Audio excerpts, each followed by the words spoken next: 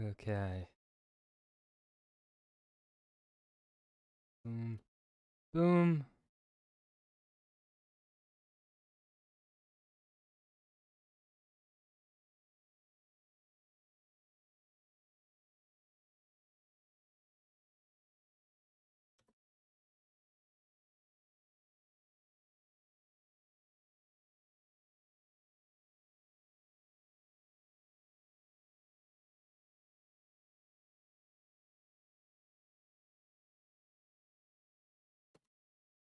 Boom. Okay.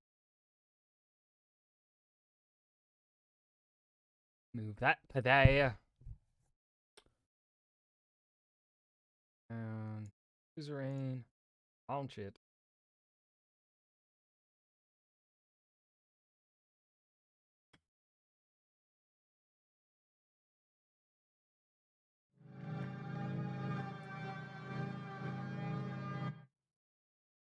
Fellow traveler.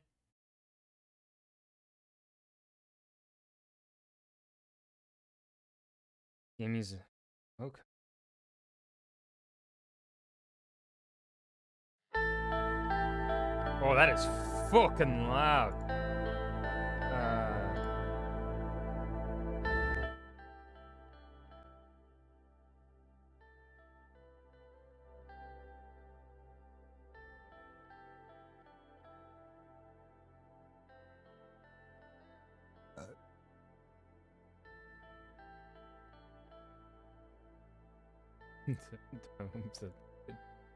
The memes.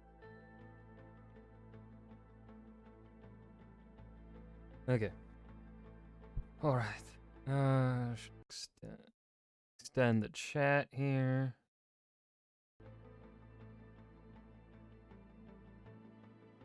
New game. Ooh, ooh. You are my enslavement and my freedom. You are my flesh burning like a raw summer night. You are my country, Nazim Hikmat Ran. Okay. Pretty depressing if you ask me. 1908, Kingdom of Swordsland. You opened your eyes to this world. You came from. Ooh! Am I a wealthy boy? Middle income. Let's see, I could play this realistically. Play it like a dream. Let's go middle income family, right down the middle. Oh. Your parents named you Anton. As the only child of a diligent civil servant, you lived quite an ordinary childhood. Life was not bad. You were lucky enough to attend a well-known public school. Frequent fights broke out at the Rain family home. It made you feel uneasy. Years passed. Right, so we were born in 1908. During a history class at school, the bells started to ring unexpectedly. You heard a loud commotion outside. As everyone tried to figure out what was going on, the principal announced the historic revolution. The kingdom was no more. Republic of Swordland was born. Ooh. Mmm. Ah. Happy that I had the day off. That would be what I would do. Oh, and I can pick history. Shit, let's go. After graduating, you passed the university exam with high marks. You had the opportunity to choose between several studies. You chose history at the Dare University of Culture. Damn right I did. During the first year, you attended a lecture with David Wishki. He was a well-known diplomat from the Foreign Ministry and the son of the president. After observing the hall in silence, he explained why realpolitik is important for a successful foreign policy. He argued that a strategy based on practical and material factors would be much more successful in reaching Sorlin's ambitions. Ooh. Hmm.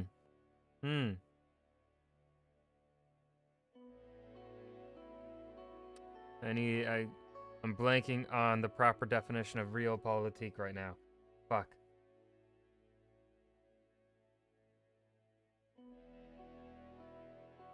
Okay. So it's not based on morality.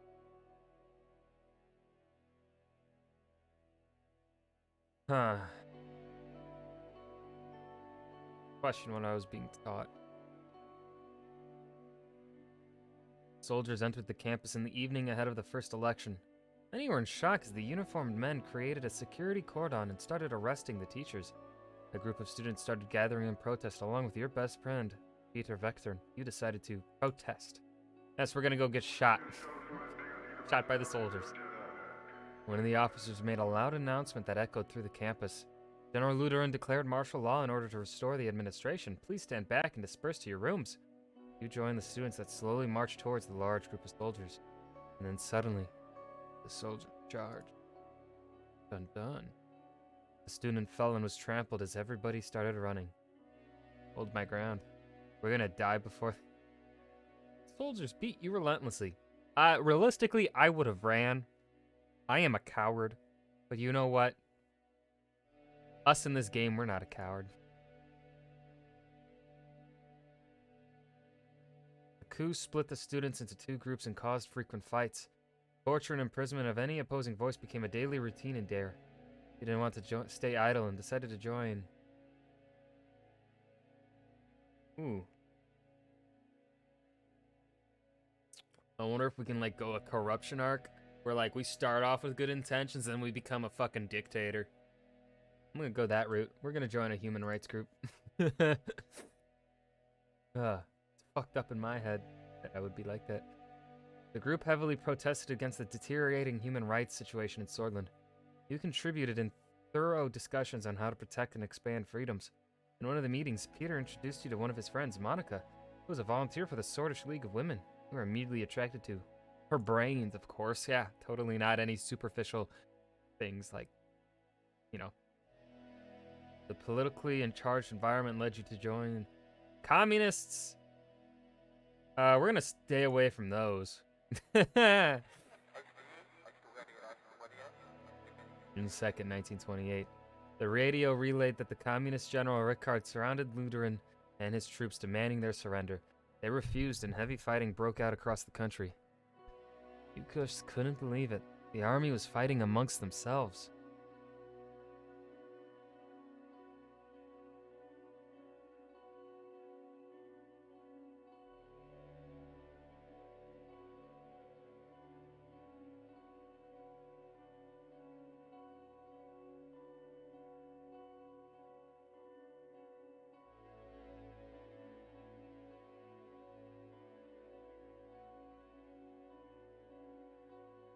The clashes escalated into a full-blown civil war. The horrors made you isolate yourself for a while. Monica helped you cope, and love grew between the two of you. However, it was a difficult time for love. The chaos must end. 1929. Republic of Swordland. The charismatic Colonel Tarquin Sol orchestrated a sudden coup and brought an end to the chaos. He wrote a new constitution and restored stability. The people saw him as a savior. He formed the United Swordland Party and ran as a presidential candidate in the first ever elections. I voted for... Yeah, you know what? Yeah, I do not miss my elections. Come on. The USP won the election by a large majority. After graduation, you kept seeing Monica and noticed her interest to marry. However, a letter arrived from the military calling you to fulfill your compulsory service. It was time to serve your national duty. Duty. February 1930. A devastating civil war broke out in the neighboring country, Wellen. The distinguished Major, Josef Lanchea, ordered you to lead your squad on a border patrol mission. It was a very cold winter night when you began marching out of Gumran Outpost. I could see my breath. After several hours of marching through the snowy hills, distant noises were heard. Visibility was too low to confirm the source. The squad crawled forward in formation and found a spot to observe. A group of refugees had made it beyond the border fence. You...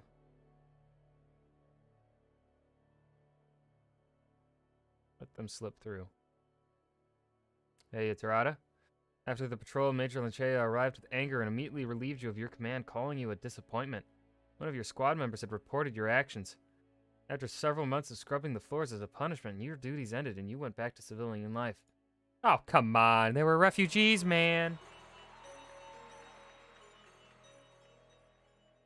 You and Monica decided to share your lives together. After receiving the blessing of her parents, a ceremony was held in Holsword. During that same year, you worked hard to secure a high-paying job at the governing United Swordland Party. It was much more difficult to start your career on a good foot because of the refugee incident. You still managed. It was the best opportunity to change the country for the better. You became the foreign policy assistant to one of the more experienced members of Assembly. You worked long and hard, staying late at work reviewing dozens of foreign policy plans. Alright, so so it's 1933. Hold on, let me do some quick math here. Oh, we're already in our... Okay, 28, 20, 25 right now. I can do math. Sol strengthened the Republic by removing the institutions and symbols of the former kingdom from society. Things were also looking up for the country as the massive economic boom continued, and people were the happiest they had been in a decade. Election time came, and it was decided President Tarquin Sol was elected once more. April 2nd, 1934. The preparation of the most comprehensive trade agreement with Agnolia was occupying most of your time. But your significant contribution to the trade talks triggered an invitation to meet President Tarquin Sol himself, who offered you a key position. You were to become the youngest member of Assembly. Fuck yeah! Moving up in the world of politics. As the youngest MP, it was difficult to connect with the influential inner circle. You needed allies, so you brought Peter as your right-hand man. The birth of your son, Frank, provided a brief moment of joy and relief. You sacrificed work to spend time with my family. During your absence, Peter found trustworthy contacts and strengthened your position in the party.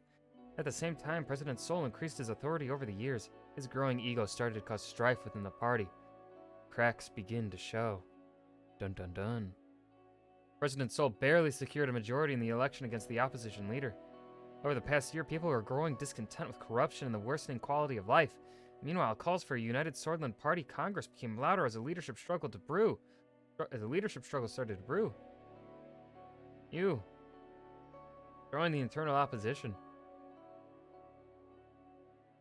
You gave your support to Ewald Alfonso, a reformist and talented business magnate who was the main contender for party leadership. Meanwhile, in a desperate effort to secure votes before the Congress, President Sol was meeting party members one by one. But he didn't approach you. Oh shit, we're in the 40s already? We're already... I'm 46? We're 38 years old. We're old already. Shit. The party congress was nothing short of impressive. The banners of United Swordland were decorating every possible spot. Thousands of influential political figures, lobbyists, and benefactors gathered for this turning point. The voting for the party leadership began. Ewald. The efforts bore fruit as the contentious leadership was won by Ewald Alfonso. During the Congress, Sol announced his retirement from politics. You knew the structure he had established was to stay. The country had become increasingly authoritarian. You happy that he was finally leaving. A month later, your daughter was born. Monica named her Diana. She motivated you during a tumultuous period in the party. The general elections were approaching. The United Swordland Party was under the new leadership of Ewald Alfonso. You campaigned for him. He hasn't done anything bad yet. Alright, we're 41 years old now. During the general elections, the main opposition leader was embroiled in a sex scandal with his secretary. He was replaced by the strong opposition figure Franz Richter, but the damage had been done. The extensive privatization program proposed by Ewald Alfonso secured an election victory for the United Swordland Party. Over the next years, you did your best in order to make Swordland a better place. The presidency of Ewald Alfonso saw many bold reforms, but was followed by a serious economic recession. Oh my god, we're nearing our 50s! It's a 51 already, oh no! The other parties announced their bids for the 53 election. The unfair system hampered all opposition efforts to win. You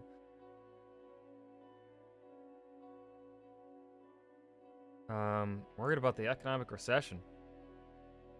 Together with Peter, your presence in the USP grew and you became the face of a new wing in the party.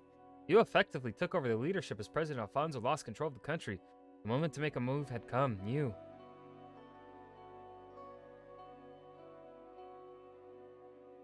Oh shit. Are we a scumbag? Or are we nice?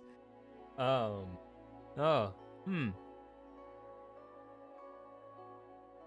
Uh, Advise Alfonso to step down. He didn't take your advice seriously and started to reshuffle his cabinet, but most of his inner circle abandoned him. Your diplomatic attitude made the party vote you in as the leader. Following this, you announced that you would be running for president in the general election with Peter as your running mate. It was your turn. After visiting every city and town during the campaign, you made a speech on state television. You promised to enact democratic reforms. The people are tired of empty promises. We need fundamental change in our institutions and government. A solid and transparent democracy awaits us. Brothers and sisters, a new constitution and a new age is upon us. Broadcast ended. On election day, millions went out to cast their votes. It was time to face the truth.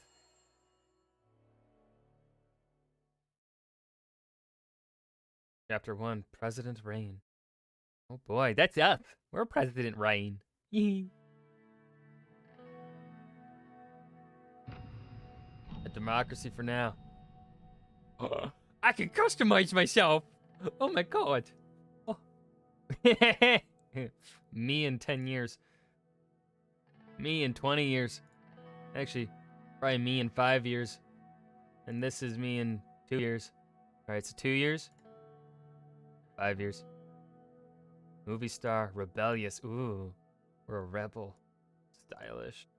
20s. A gentleman. Gentleman's hat, a coronoli. Sasha, think. Goddamn, 9 months. Oh man. We're gonna go stylish. Facial hair. Oh god, yeah, this. Alright, we can't even go clean. Oh, he needs a beard. It's literally titled. It's Stalin's mustache and it's just titled Comrade. 10 out of 10 game. 10 out of fucking 10. Oh god, I love it. We're gonna go full beard. Attire.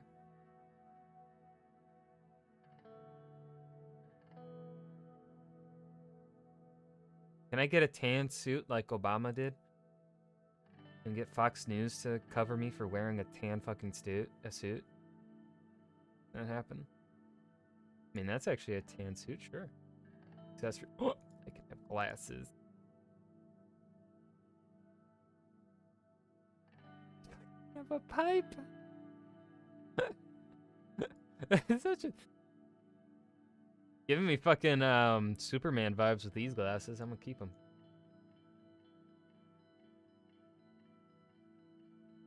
You know, office. As Anton Reign, you have made many promises to the people of Swordland in order to gain their votes. They must be considered very carefully. Swordland's economy has been based on a planned doctrine since the formation until the former president, Ewald Alfonso, enacted free market. Now the country finds itself in between two different economics. We're going to promote free market. The intensifying global rivalry between capitalist Sarkassia in the west and communist United Cortana in the east is opening new we're going to go with the west. In recent years, Bludish, Wezek, and Magnolian immigrants flocked to Swordland due to relaxed immigration laws enacted by Ewald Alfonso. As a result, tensions in between swords and immigrants are increasing. Keep immigration relaxed. We have also promised to focus on a certain extensive subject within our first term. People expect us to solve the negative situations within this topic while providing an overall improvement to the related policy. Alright, so in the 1940s, the difference of service quality between urban and rural hospitals has been getting increasingly worse. The lack of schools, teachers. We're going to go with education as our first thing. The lack of schools, classroom equipment, yeah. I have no clue. I'm guessing it's just to, like, remain in power.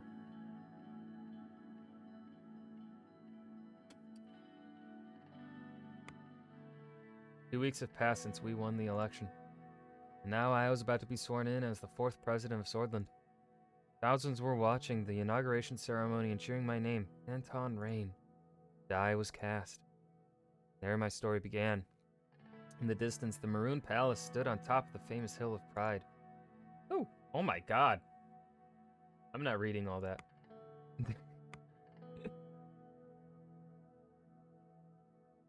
I had no way of knowing what future awaited me there. I looked at my family, my son and daughter, Frank. Frank, you need to grow a beard. And Diana. What is up with your upper lip? We're next to Monica, my wife. Score. Actually, we're hotter than our wife. I'm just saying, like, look here. Come on. We're way hotter. There's your hydrate, Sasha. Then I turned towards the key people who made it all possible. Of course, each individual was promised an important position in my cabinet. As my thoughts slowly faded away, the reality of the situation dawned on me.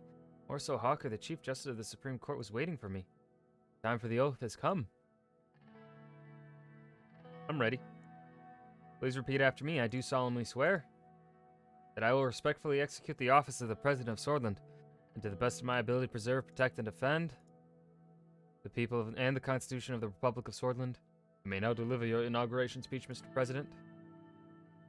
Thank you, Mr. Hawker. Brothers and sisters, the crowd looked very eager to listen to me. Change and hope. You, the people, have chosen. Together, we will bring prosperity and reform to our nation. It is a time of hope. It is a time of change. I have brought peace, freedom, justice, and security to my new empire.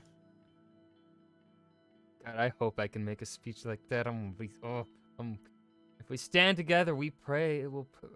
Our capabilities. Our workers are no less productive than a decade ago. Our capable minds are no less inventive. Our products and services no less requested than they were last week, last month, or last year.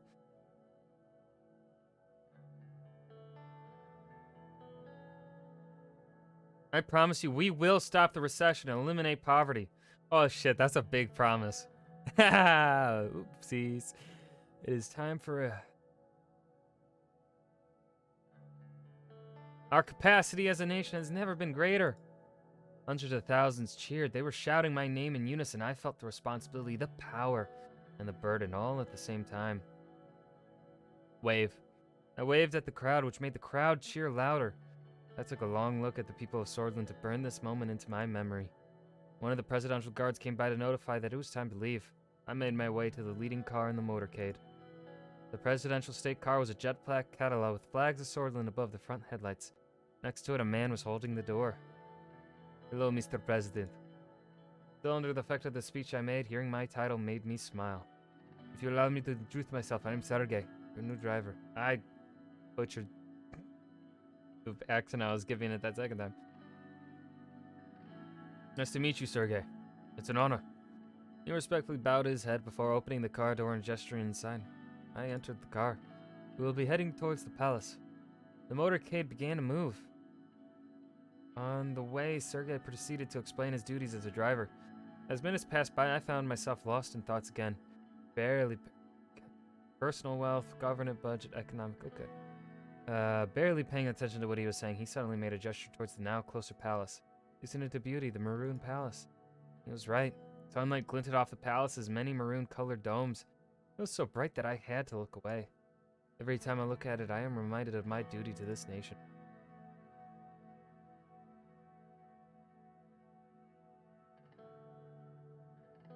So do I, Sergey. It is the beating heart of the nation, after all. Well said, Mr. President. The car drove past the majestic gates, continued uphill to the entrance, and stopped in front of the doors. Sergey got out of the car and opened the door for me. Have a great day, Mr. President. Imorgna Veskor. He referred to the famous swordish phrase from the times of revolution, Imorgna Veskor, Vector and Sista, which meant morning will come, victory is close. Vector and Sista. I made my way upstairs through the extravagant corridors of the palace. Marble and engraved wooden finishes decorated the interior. My footsteps echoed in the colossal halls. Guards bowed their heads in respect as I opened the massive doors to my new office.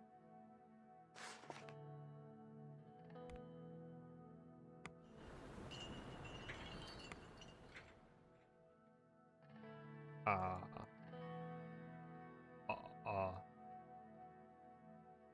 Ah.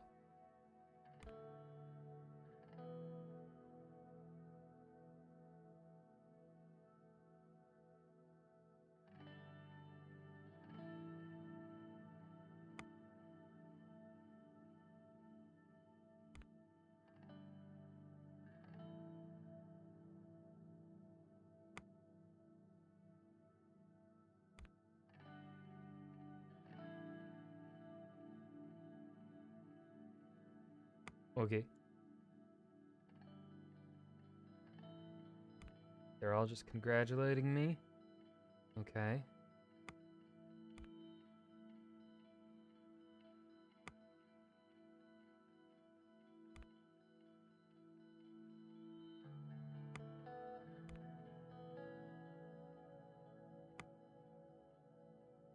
But I didn't get a congratulations from Roomberg.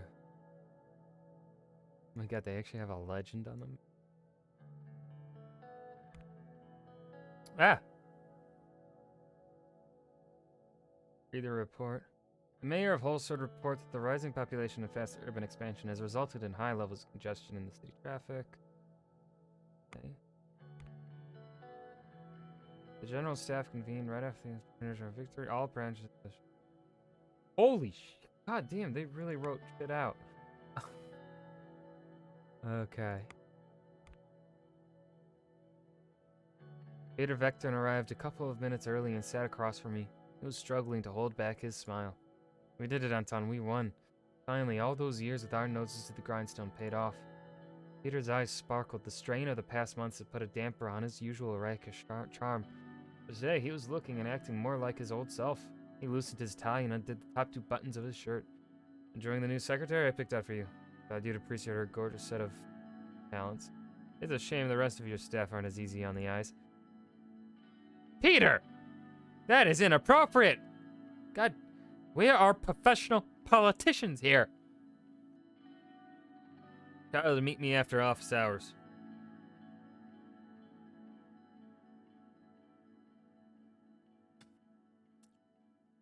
Don't tell my wife. He gestured to the slight paunch that protruded over his waistband. But hey, back in university, did you ever imagine we would be sitting here in the Maroon Palace? We have to celebrate this great victory.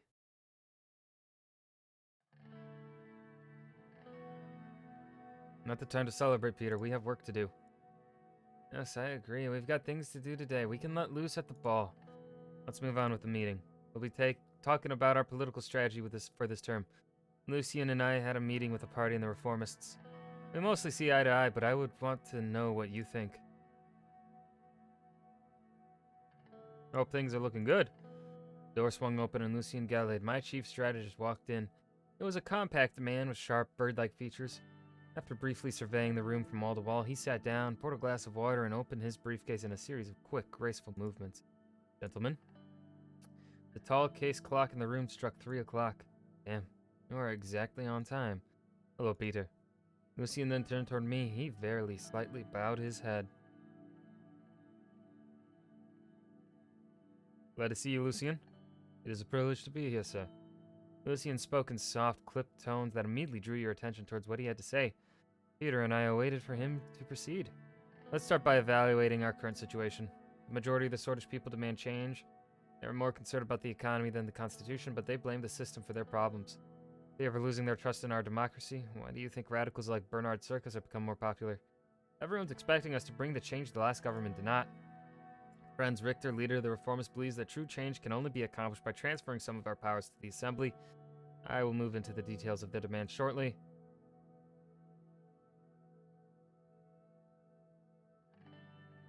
We need to listen to the people if we want to serve this country. That's exactly what we campaigned for, a true change that will move the country forward. We will need many allies against the old guard and the government. Mr. Richter managed to persuade many members of the Assembly to give their support for drafting a new constitution. Reformist politicians are quickly increasing in number. While the reformist wing inside our party is still a minority, they could have a tripartisan majority in the Assembly, especially if they unite under Franz Richter.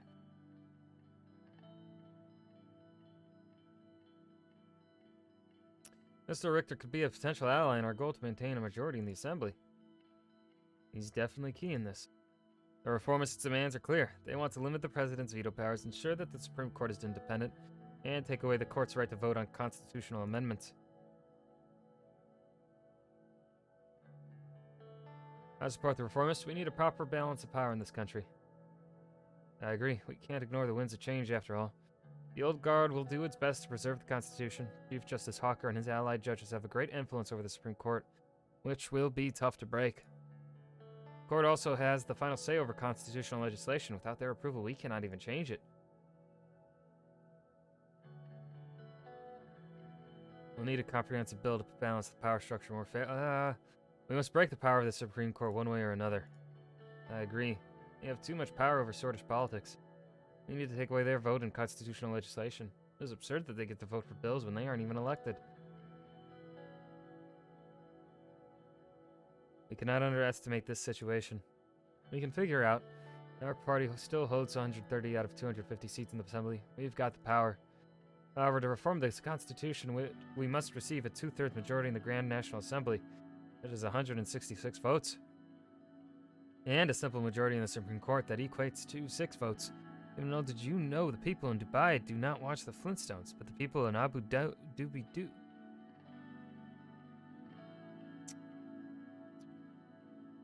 Bad spin. Bad. After we've settled on how to proceed, we will need to talk with our party figures. Our goal must be to get the 150 signatures needed to start the process. Following the green light from the USP, we will reach out to the other party leaders to see if they would back our draft. The last step is to convince the justices of the court. The entire process will take a long time, but we must start working with a reform committee to evaluate all possibilities for a new constitution as soon as possible.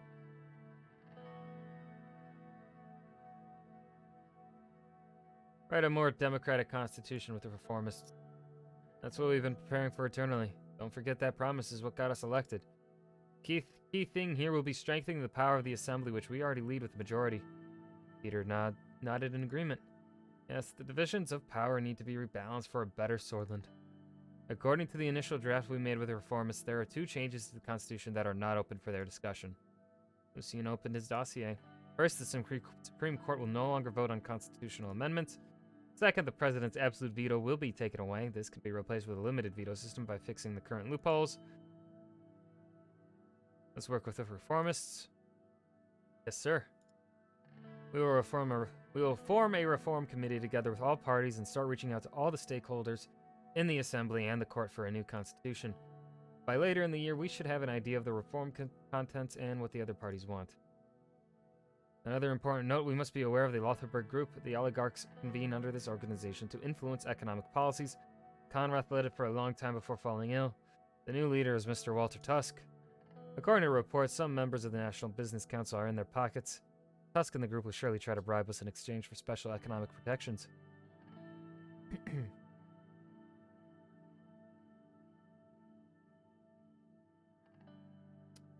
I'll enter a dialogue with them eventually. We need to be diplomatic.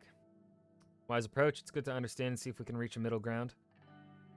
As far as I know, Marcel Caronti has some strong ties to this group. His influence could definitely be an asset for us. But I'm sure he'll want something in return.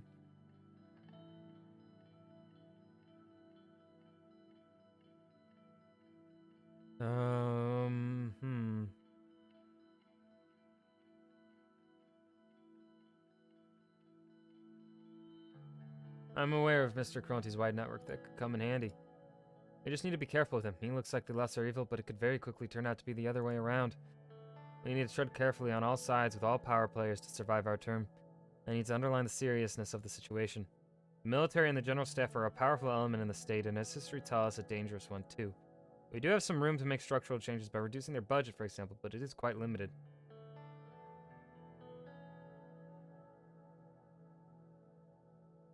I want to receive the advice of the military before making up my mind. It is sound to listen to them, but they have very biased and narrow opinions. Patriotism clogs their minds. General Kruger is a specter of the past.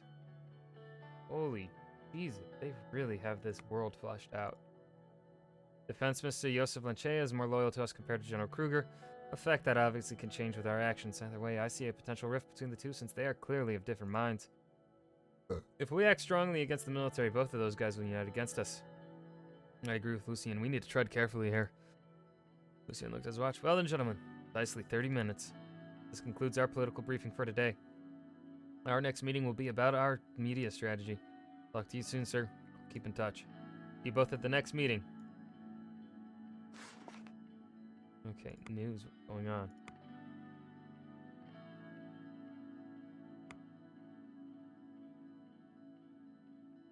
Oh, wow. We only won with 37% of the general vote? That's not good.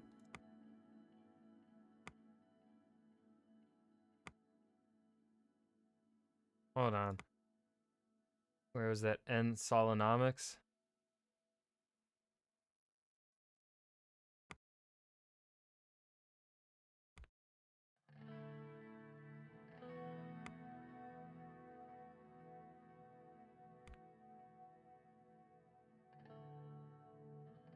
People's views on the need for and the government structures change. 55%. Okay.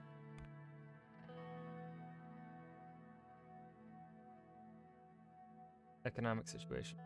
Simon Hall, Gus Manger, and Lilius Graff were about to arrive at the White Room for our scheduled economy meeting. This was the room in the maroon. This was the room in the Maroon Palace where all important meetings were held. 2 assistants arrived first, carrying a heavy projector.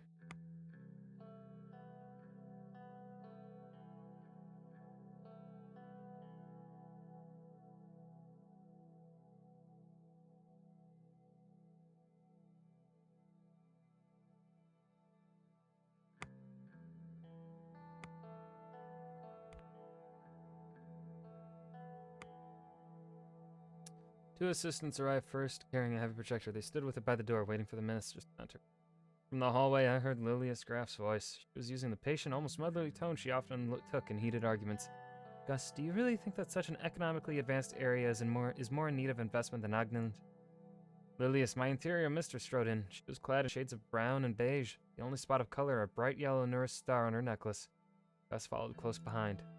Don't be an idiot, Lilius. What about the unemployment crisis the greater Holsort and Geistland regions are going through? These areas are our economic heartland. Gus curled his hands into fists. The Minister of Agriculture and Rural Development's temper hadn't changed since his days in the Afonso administration. Neither had his reputation for getting things done. A far-reaching network of connections was unlike any other. Simon Hole quickly stepped between the two ministers without looking at either of them. Cleared his throat. Good morning, Mr. President. Good morning, everyone. How are you? I'm very well and motivated, Mr. Rain. Seems our ministers are feeling the same. I can clearly see that. What was the discussion about? We were having a discussion about the infrastructure plans. If I may, I would like to talk to you about the... Simon interrupted. We will get there, Gus. No rush. First, I would like to conduct my economy presentation. I'm interested in what God has to say. Of course, Mr. President. Sir, I have some very good construction companies willing to take government contracts in the greater Holsort and Gulfsland regions. This would boost the rural economy. I think it would be wise to pick investments that will go through these regions. Seems like a good opportunity, right? Additionally, we can... Lilius, a wise idea if your main agenda is to make money instead of developing the region and serving the people. Elaborate? Of course, the argument is simple. Ogland is our weakest region, both in terms of economic and social support. We should support the city of Arvory and its respected mayor. How impartial can you really be? I was observing the argument. What are your thoughts, Simon? I have to say that I agree with both of them. Ogland is in need of investment, and we can improve Greater Holsort and Gulfsland. I want to avoid this topic now since we will talk about it in the future. I would rather first fully brief you on our current economic situation. Simon pulled a silk handkerchief out of his pocket and briefly wiped his glasses. My staff and I have comprehensively analyzed every aspect of... He was interrupted by a groan from one of the assistants by the door. Both of them were now visibly struggling to hold up the heavy projector. Oh, you can put that there. He pointed below the painting of President Sol. The assistants placed the projector next to the table and installed a white screen on the wall. Leave now. Thank you, and please leave now. The assistants left the cabinet room. I was reminded that Simon had never quite had a way with people. This facility with numbers had made him the most sought-after economic specialist in Swordland. Simon started looking for his slides. He always carried documentation around with him. Wait. Simon, what happened to the new police station construction in Esford? While going through his briefcase, he paused for a moment to answer. It got stalled due to a government property boundary issue. I've been meaning to look at it. I can take a look at that one. Esther needs all the security help we can get. Sure. More time for me to spend on analysis. His eyes glittered when he finally found the slides. There have been some developments about the Swedish Ren losing further value today. We have been trying to destabilize it with the central bank. The recession of 51 put enormous pressure on the economy, resulting in the collapse of the value of our currency. The entire situation was a significant cause of concern for our administration. What would you like to know about the current economic situation? What is the status of the recession? The economy has been in a recession of about 6% in the past year. The average GDP has dropped from 15,454 per capita to 10,359 from 1951 to now. As the administration's success depends on our ability to stop the recession. The sooner we can reach GDP growth, the better. Unemployment and inflation rate. Unemployment has skyrocketed and is now at a staggering 16%, and the inflation rate is at a relative high of 7%. Unemployment is increasing crime and drug use. We need to get our people off the streets. The inflation isn't helping our average citizen either. GDP and debt. Our current GDP is $310 billion, and the national debt is $427 billion. It's still hard to fathom that we lost nearly $150 billion in wealth. The past 3 years were tough. I have all the information I need.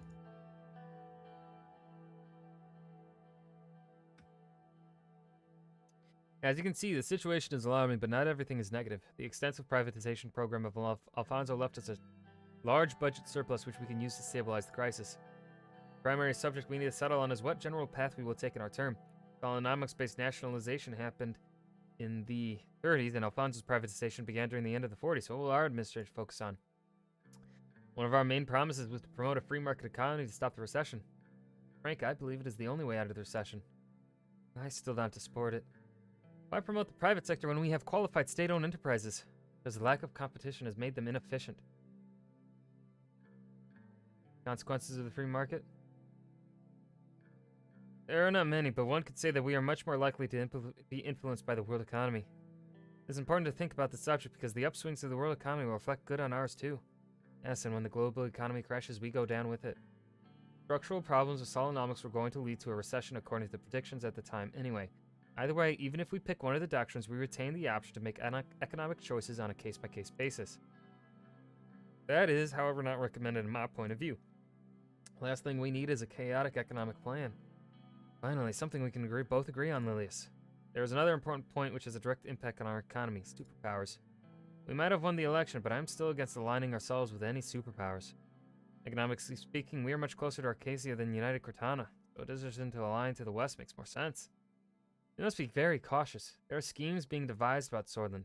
We cannot give in to their wants now or in the future, otherwise our country will turn into a pawn.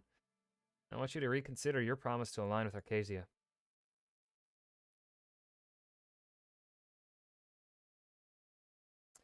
I won't let Arcasia control Swordland. Control? No, Mr. President, it's simply a partnership, and a very valuable one at that. Valuable for Arcasia, maybe, not for Swordland. It is simply untrue. When the time comes, I hope you will make the right decision for our own good. Let's not get ahead of ourselves. Mr. Whiskey will be in charge of informing you on those types of foreign policy decisions. We must first decide on our internal economic plan.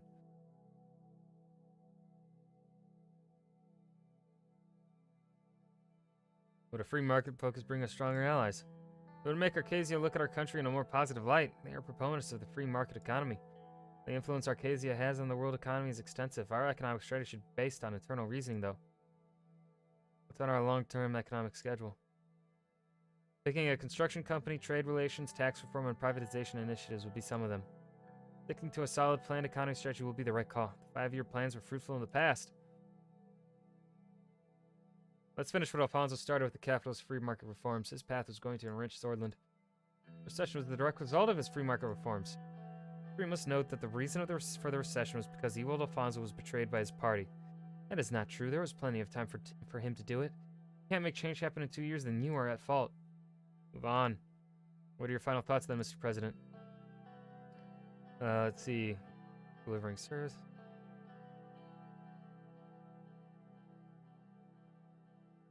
Let's see. Critical institutions must remain. We must fully responsible in delivering services.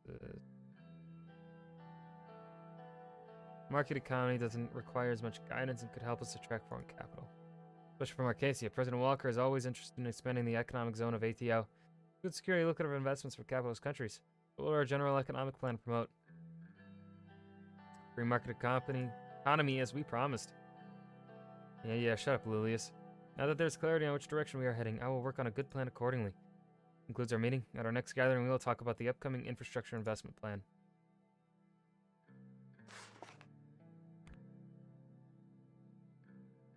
Okay.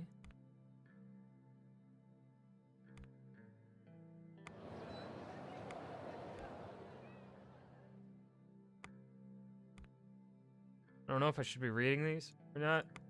So I'm not.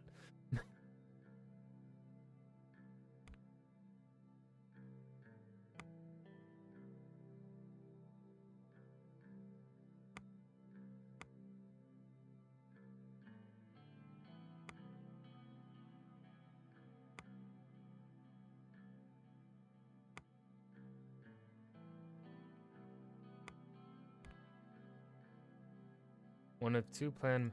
Ooh. Ministry of Economy has put forward 2 bold plans for mega infrastructure projects that would help the economy recession in the long term. Investing in a project this scale will take up some portion of our budget, but could prove worthwhile if accomplished. Invest.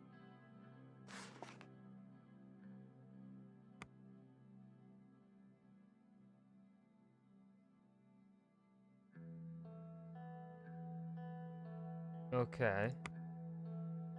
Oh, I see. So red means things are a problem.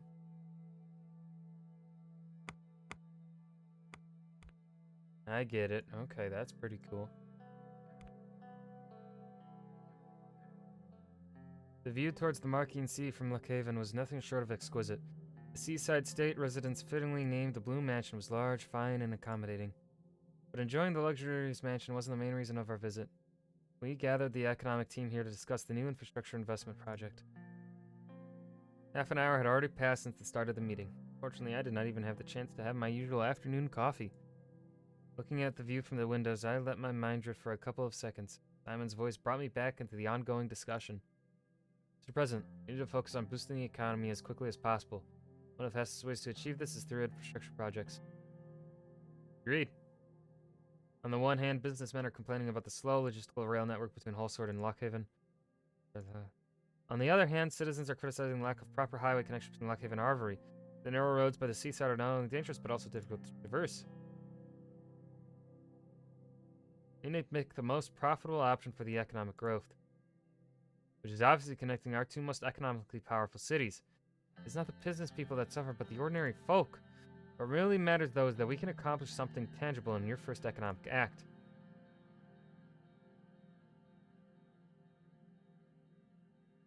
We must prove our administration capabilities. The people must know that this administration can get things done. Therefore, I define 2 important projects for your attention.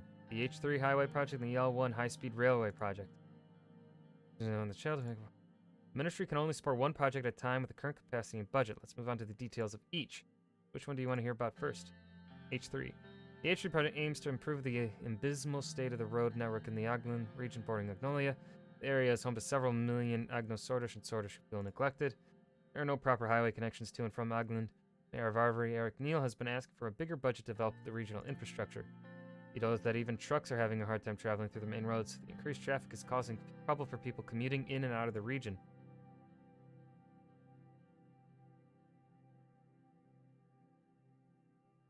It could also hurt the local businesses. It is, bless their souls. I'm happy we're thinking alike on the matter. Let's look at the map. Look at the map.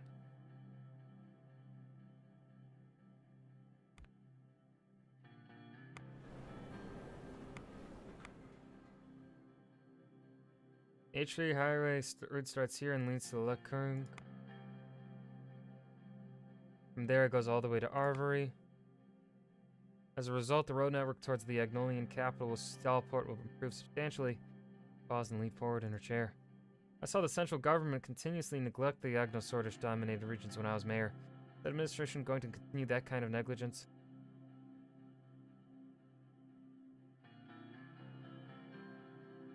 No longer neglect a key region for our trade with Agnolia. Yeah, sure, but most goods flow to Lockhaven and Hullsword, which give importance to the logistics there. As we pointed out that the highway would be less beneficial in the near term. I have to disagree. Increase the speed of transportation throughout the region. Our citizens will be quite pleased if we successfully accomplish this. Besides, if we enter trade talks with Agnolia, they would see the investment as a positive sign. We'll do this one.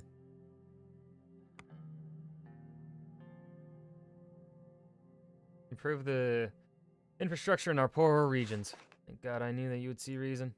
Negotiations will begin in the middle of this year. You'll be able to award the contract to a corporation of your choice. The Ministry estimates that the entire construction will finish in 2 years if every step going forward is executed successfully. Thank you all for your contributions and thoughts. Have a good day. Soon, Mr. Rain. Have a nice day.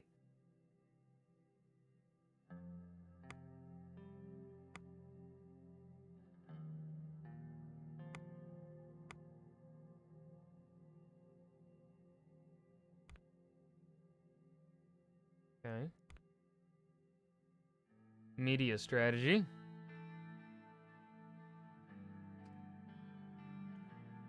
They both took their seats across from me. Lucien put on his reading glasses and quickly went over some documents. Peter turned to Lucien and nodded. Again, first of all, Lucien, you mentioned that Marcel Caronti contacted you? Carontis had always been known as one of the richest and most influential families in Sorlin. He was the eldest son, yep. Right? Turn to me. He has offered to meet with you, President. What does he want? After the passing of his father, may he rest in peace, Marcel aims to become the next CEO of the HOS conglomerate. He mentioned productive collaboration. They are a powerful and influential media conglomerate. To start with, they own the Sorlin Today newspaper, the Swedish Broadcasting Corporation. This means it would be wise to have them by our side. Sorry for interrupting. What does productive collaboration entail? You do not wish to explain the details over the phone, but rather in person. I believe I will be receiving a call from him sometime soon. However, as Peter said, they have substantial power over the content of media outlets. Headlines, radio shows, that's what he would be offering. What he wants in return is what we need to understand. Let's not get ahead of ourselves. First, we need to determine our general approach to media. I'm no media expert, but Lucien made some very interesting arguments at the preparation meeting yesterday.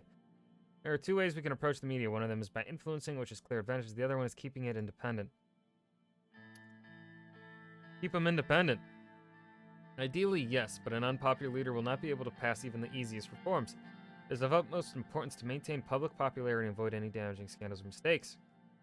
I must stress one thing, Mr. President.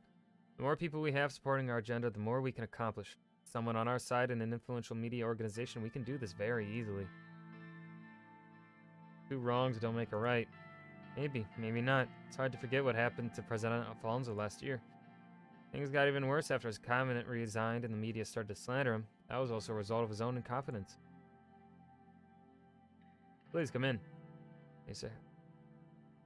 Her dark curls bounced as she crossed the room to my desk. She spoke with a slight lilt in her voice. Excuse me, Mr. President. Mr. Glade's secretary has been calling me and wanted me to relay a message. Marcel Caronti, the new CEO for Haus, is on the line. Ball is in our court now. Would you like to talk to him, sir, or would you like me to? Connect the line to my office. Right away, sir. Connecting call to line 1. Pick up the phone. A pleasure, Mr. Caronti. Pleasure is all mine. I know your time is valuable, so I will not waste any of it. I was just elected CEO of Haus. My strategy in the running of this conglomerate will be different than my father's approach. This is why I am offering a partnership deal regarding our media branch. I would like to formally invite you to my resort near Conriat for a meeting to discuss the few details. What does that entail? Our future as partners, Mr. President. Really, we can't talk about the details on the phone. I just wish to have a face-to-face conversation with you. I will send you the details through my secretary if you are interested. Sure, let's meet. Well, then I will let you return to your packed schedule. See you later, Mr. President. See you later, Mr. Caronti. I'll set things up right away. Expect a worthwhile meeting next month. Settled then. Look forward to next month. I wonder if he has a pool. It appears we're done for the day. We will continue where we left off later. Thank you for your time. Good work with Marcel. Keep it up. We're already getting the attention of key figures and potentially dangerous ones.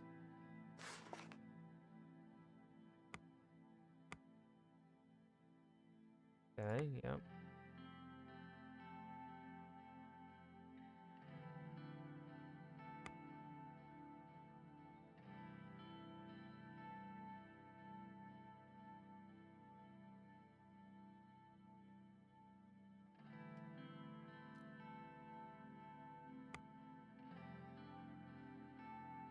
No other stuff is happening. Okay, so... Oh, okay, I'm starting to understand this. Okay, so that's a foreign country. Foreign country, foreign country, foreign country. And these are all internal states of our country. Big brain. I'm figuring things out. Forum Committee reports that any potential change to the direction of the performance will likely result in the National Front. Okay. Oh, the painted part is our country. Yeah. Yeah, these are all states. We're a big fucking country. Sign or veto the electoral campaign. The criteria for the allocation of public funds shall no longer be according to the number of votes won in the general election by a political party. The criteria shall be the proportion of seats won by a political party in the assembly. The political party shall receive an annual amount of $500 per member.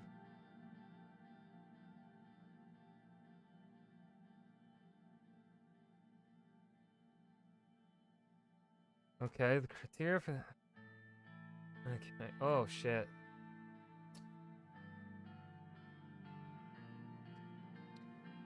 Alright, okay.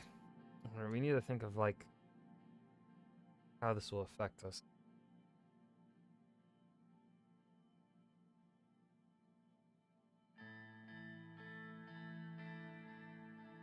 I mean, obviously this benefits us, but it will hurt parties that are below the 10%.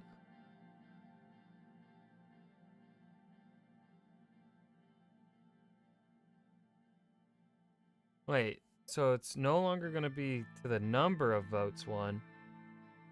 Now it's going to be the proportion of... Okay. No. We're going to keep it by general election. I feel like people will like that more.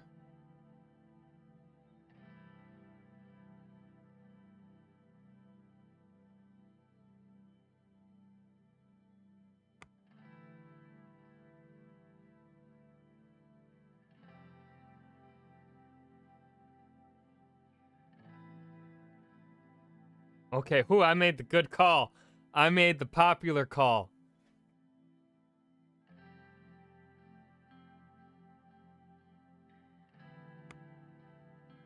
Look at me. I know how to be a president.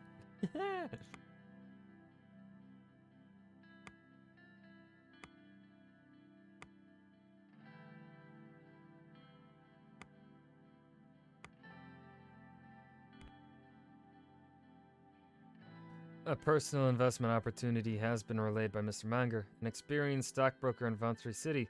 Arcasia is selling valuable shares of Armadine Industries. Up and coming.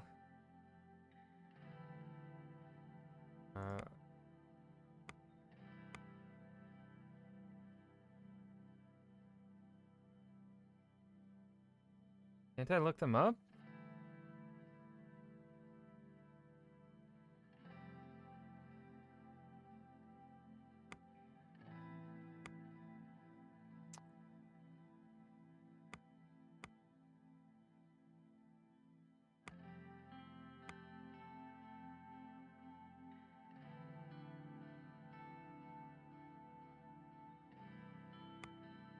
I'm gonna... He's a successful businessman. This is so scummy, but it's pretty much what our politicians do, so I'm a partake in it myself. Like, I mean, if they're doing it, then I'm gonna do it too, am I right? Am I right?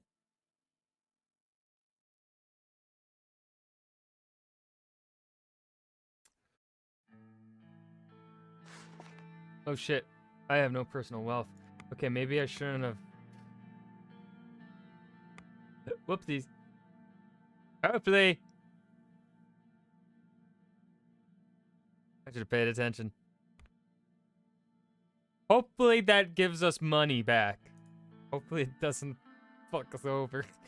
I just finished buttoning up my suit jacket when the doorbell rang. The presidential guard had arrived to pick us up for the inaugural ball. The ball is a 3-decade-old tradition, breathlessly anticipated by politicians, bureaucrats, and the press. All eyes were about to be on me. I called on Monica to get the children ready. Looking in the mirror, I straightened my tie and took a deep breath. After tonight, there would be no turning back. Suddenly, Deanna hugged me from behind, startling me a little. Monica had fixed her hair into an elaborate braid, woven through with ribbons. Papa, Mama told me it's time to go. Your brother? I think Frank is still upstairs. It was almost time to leave. The big ball was starting in less than an hour. Darling Frank, it's time. Monica came down the stairs. She was wearing a simple yet elegant beige sheathed dress and short heels. Her hair had been neatly pinned into a chignon, showing off the pearl earrings I had given her for our 15th anniversary. All those years she'd stayed by my side. Now we were about to begin the most challenging chapter in our lives yet. How do you do, Mr. President? It's her hand. How do I look? Like the 4th president of Swordland. This thing itches. Frank tugged at the collar of his new tuxedo. He seemed ill at ease. Glad to have you with us for this big night. Or Dad, I'm just dying to go. Papa, are these people going to be around for us from now on? Pointed the presidential guards at the door of the house. These people are our friends, Deanna. Alright, baby. They're here to make sure nothing bad happens to your papa or his family. Yeah, we walked out. Halfway, stopped and turned towards me. Yeah, do I really have to go? Couldn't I stay home instead?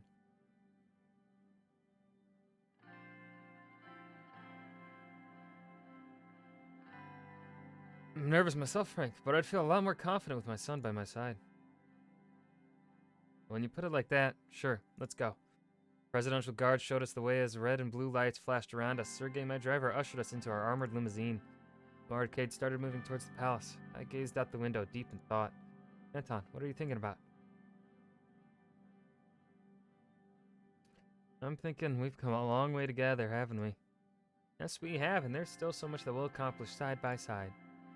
Remember, no matter what happens, children and I will always be here for you. I'm gonna help Papa fix everything. Frank rolled his eyes. I know you will, honey.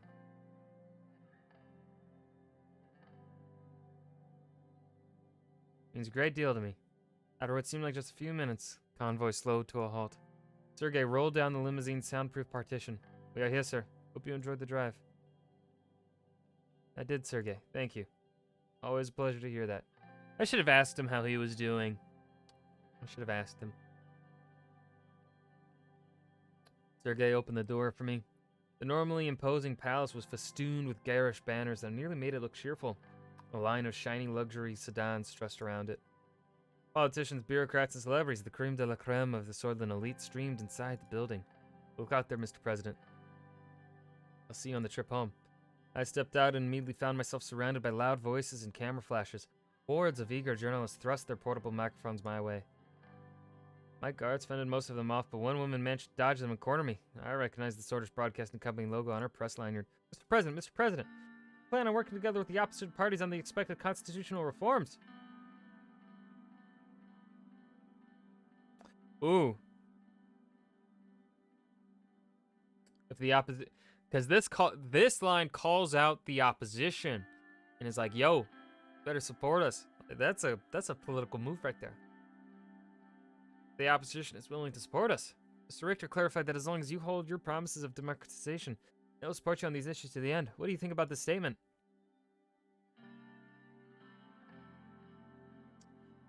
I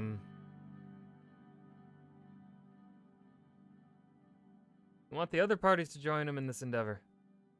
One more question. One of your first acts as president was to veto a campaign finance law that would have deprived small parties of public funds while increasing those channeled to your own. Are we seeing the beginning of a more egalitarian administration?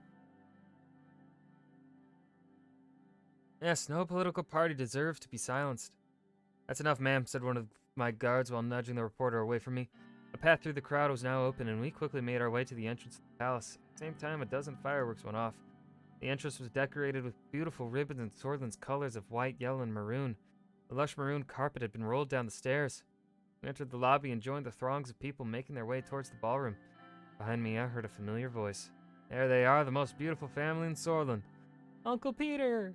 Hi, Uncle Peter. It's great to see you. You two are growing fast, and I am getting wiser. You're set for sore eyes, Peter. Likewise. Happy to see a familiar face, Peter. Evelyn. Peter's wife, Evelyn, approached us and shook our hands with a firmness that belied her delicate features. Congratulations, Anton. I have to say, the results were clear to me from the beginning.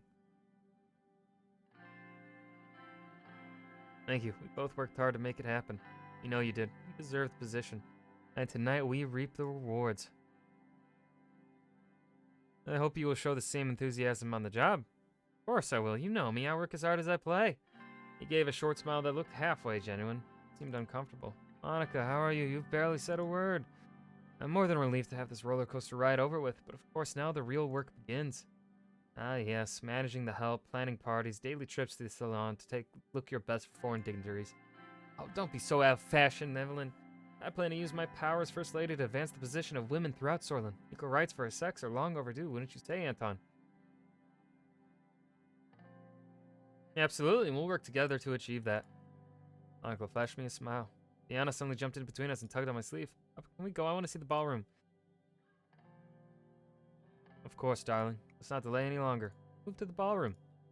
Inside, we were yet again surrounded by a noisy crowd, but this time it was the politicians who sought to appease the new authority in Swordland. I spent the next few hours shaking hands, joining various conversations, some serious, some superficial, and making speeches. We finally settled down at our dinner table with the veterans as the band started playing some slow jazz tunes. Oh, that was tiring. Another drink? Well, suddenly a loud banging noise echoed from outside of the ballroom, then another, and another. The musicians stopped playing. Everyone in the room was looking around in confusion. We and I turned towards each other, realization dawning on both of our faces. Fireworks? No. Gunshots! As soon as Monica heard the word, she lunged from her seat. Shielded Monica and the kids. Papa, what's happening? Knew it, we never should have gone. Chaos broke out as some guests flung themselves under the tables and others ran towards the doors. Screaming, Deanna burst in tears while Frank tried to comfort her, hiding the fear in his own eyes. 3 more gunshots rang out loudly. Mr. President, are you alright? Carl Greaser, head of the Swordfish police force, was running towards us with 3 more police officers in decorated uniforms, all with their guns drawn. As soon as he made it to us and saw that we were unharmed, he let out a big sigh of relief. Thank God. Check the perimeter. He turned around quickly to his men. Check the perimeter, now! Paul, Jansen, follow my lead and bring them to the safe room. He now turned to Monica, Evelyn, and the children and spoke in a softer voice. Don't worry. The situation is now under control. Please follow me. We promptly followed Carl through the winding halls and corridors of the palace. His men still had their guns drawn, which did nothing to ease the tension. On the way, Peter made an attempt to break the silence. What a fucking night. Not over yet. Carl turned to us with a serious face as we were about to round a corner. Quiet, please. Sorry, I talk when I get nervous. Peter, shut up. Carl flipped a switch on the wall and a panel opened, revealing a hidden staircase leading to a large reinforced door. Inside, a set of emergency lights flickered on. The safe room was comfortable and spacious, with expensive-looking leather sofas. Ooh. Small security monitors on the wall displayed grainy footage of each room in the palace. There was a boardroom and a pantry containing enough provisions to last us months. Monica and Evelyn sat the children down and started wiping their tears.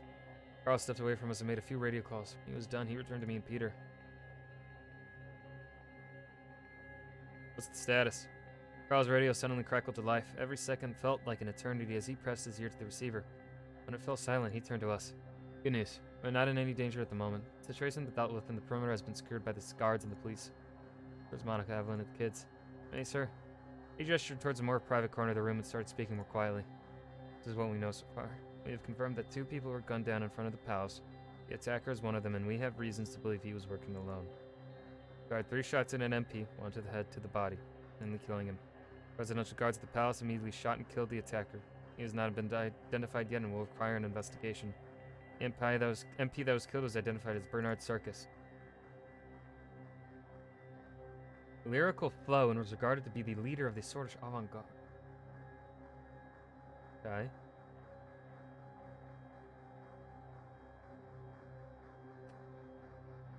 Oh, he's a fucking communist. Or he was a communist. He's dead. Better dead than red. Ah! This is huge, Anton. This will cause a lot of problems. A lot of problems. Peter pulled out 2 cigarettes and handed me one, and then turned to Evelyn. I could hear him trying to reassure her that everything was going to be alright. Monica was still trying to tend to Deanna as Frank paced the room, mumbling that he should have stayed home. Comfort Monica and the kids. We're safe. I'll make sure everything is going to be fine. Can't be sure of anything anymore, Anton. I lit my cigarette and took a deep drag. I was going to see this through and keep my family safe. At all costs. I crushed the cigarette on the ashtray. Let's check the news. Rain calls for cooperation.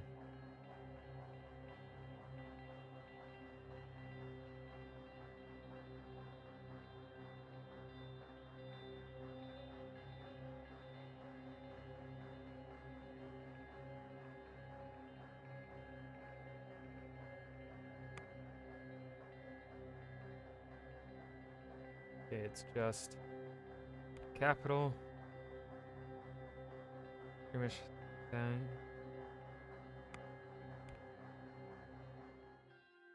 mood in the Situation Room was gloomy. My cabinet members were gathered to discuss the shooting outside the palace. Lilius presented the initial report. Bernard Circus was shot dead at 9:03 p.m. in front of the palace gates. He was an elected independent member of Assembly and, as you know, a famous communist. He got the last word out with some distaste. Guards at the scene were 50 meters away and immediately took action by responding and killing the assailant, who was identified as the member of the nationalist organization Young Swords. The president and his family were unharmed. Praise God. An MP shot near the palace. That is absolutely unacceptable. Why Bernard Circus? He's always been an infamous figure. His poems had a large impact in the spread of communist ideas in Swordland. Many considered him a threat. Our investigators are suspecting a political assassination since the Young Swords have been threatening the communists for some time. This sets a dangerous atmosphere where the left versus right political violence of the 1920s might spark once again. A return to those days would be devastating. Jews are the reason why our country stagnated for a decade. The Red Youth is condemned to killing, but didn't stop there. They promised revenge. This one in turn sparked further aggression from the Young Swords. The whole cycle started because Bernard Circus expressed his views. We can't simply look away. He had always been one of the only members of the Justice Ministry truly deserving of the name. He had survived countless attacks on her character while fighting corruption within the ministry. Rising to power had only compounded her sense of moral duty. Freedom of expression is part of our Constitution. We cannot have anyone, let alone an MP, shot for voicing different opinions.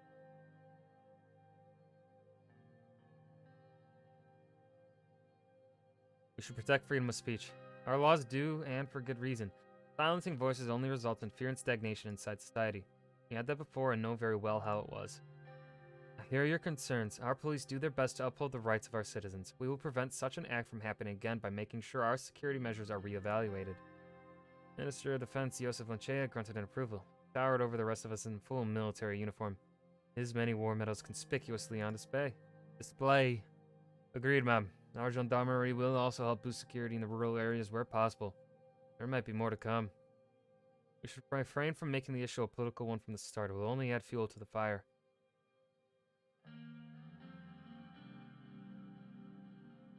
You're right, we need to calm the situation. Our government is capable to maintain security. Our job will be to reduce tensions. Several police cars rushed past the ruined palace and everyone went silent. Regardless, a full investigation on all involved parties is underway. We will find the subversives and punish them soon enough, Mr. President. I will do my best to help coordinate the administrative tasks. Justice will be served and the rule of law will return to this country stronger than ever. Only if we stay vigilant as a country. We must think about the upcoming budget.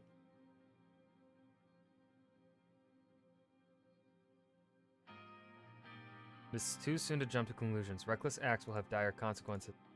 Agreed. We need to be patient until we have the full picture. Notes. It seems that the tensions between the communists and nationalists will escalate further. It will be very difficult to pass any meaningful change if there's chaos in the country. Can't fix the recession if there isn't stability. Right. We need to trust our ministers to stabilize the situation if it comes to it. Be it for today then. We will convene again soon. Thank you all and keep us updated. Included in the ministers left the room with concerned looks, so it was hard to anticipate what would happen next.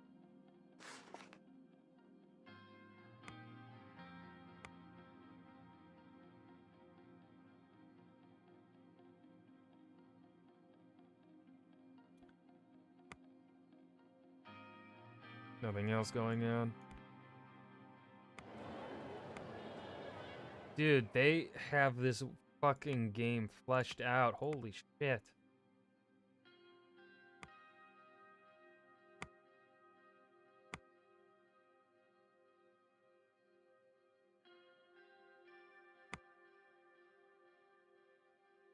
We need to get more reformist in. Lead to next turn. A few days later. Click it.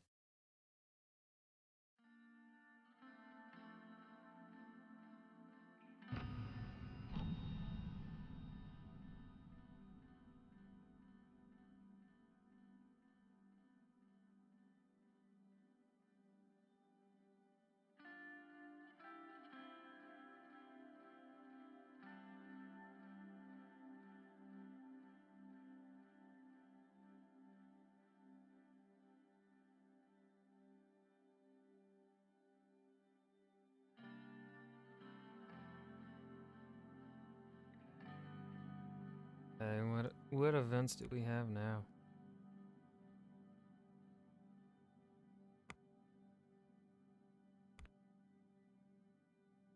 Firearms, Communist Party.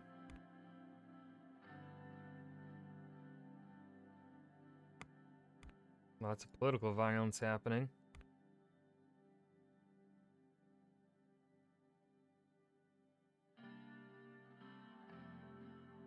Okay, Agnolia is not happy about our trade agreement, I guess.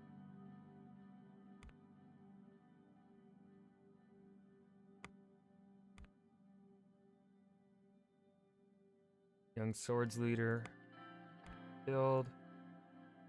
More guns were seized.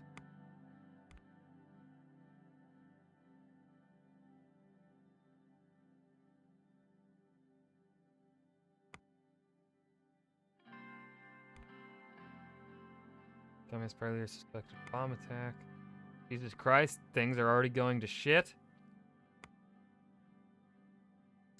Bernard Circus is dead.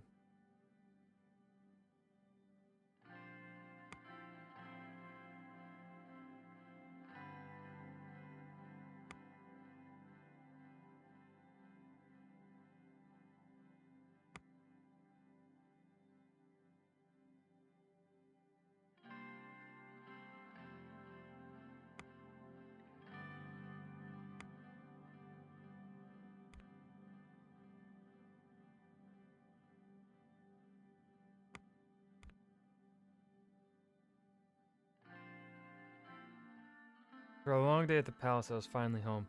I thanked Sergei and walked through the front gates, nodding at the two guards as I went by.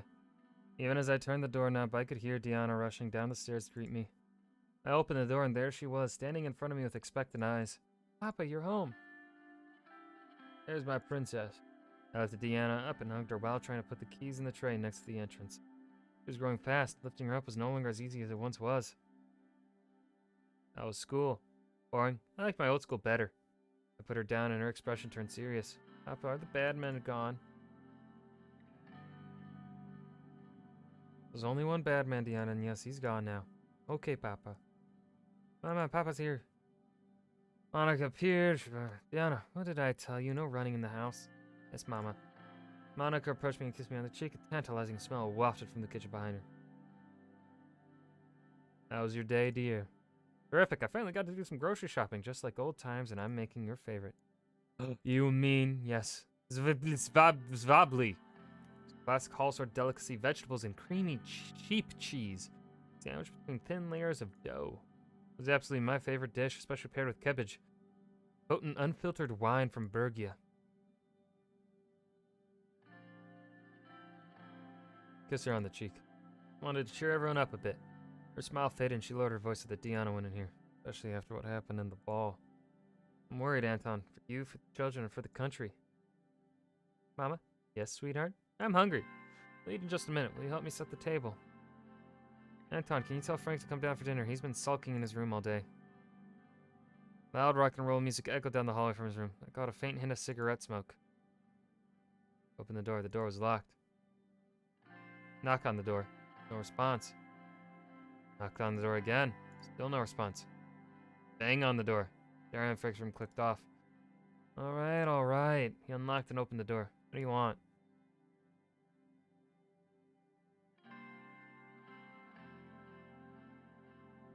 Dinner's ready. Great, I'm starving. Go on, have a seat. It won't be as tasty as if it's cold. As we started eating, the room went quiet. Monica's cooking was as delicious as ever, but I had the feeling that wasn't the reason nobody spoke. Monica was the first to break the silence. Hey, you know that they refurbished the grocery store? I don't know if you remember the owner. He's been there every day for the past 30 years. Can you imagine doing the same job for so long? What if you were president for 20 years, for example?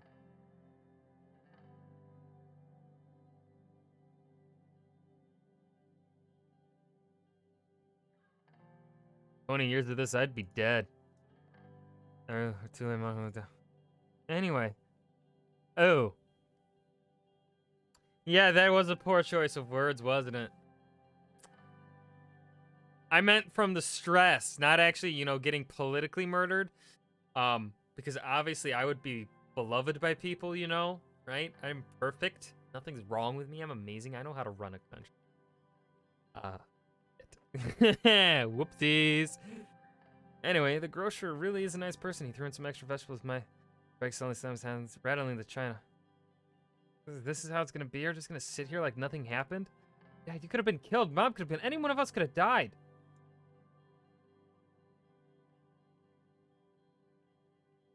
Frank, you know I would never let anything happen to you or Diana, even if it costs me my life. No, I know, but still. Can you at least tell me if something's being done about this? It was real close, Dad.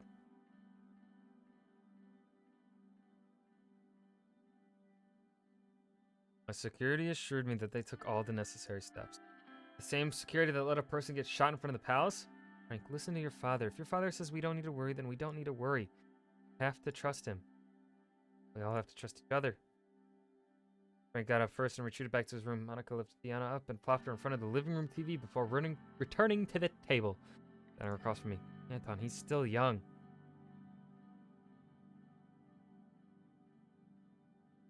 I know, but there's not much more time we can... We don't have much longer. We cannot shield him from the ugliness of the world. He's scared, Anton, and frankly, he isn't the only one. I promise there truly is any threat to this family, you will be the first to know. He got up, stood behind me, and massaged my shoulders for a moment before leaving me alone in the dining room. I sat alone at the table and drained my glass of cabbage. Had I been lying to Frank and Diana? Threat to my family truly over? Time would tell. Okay, what's going on here? Protests. Okay. More protests. Political chaos.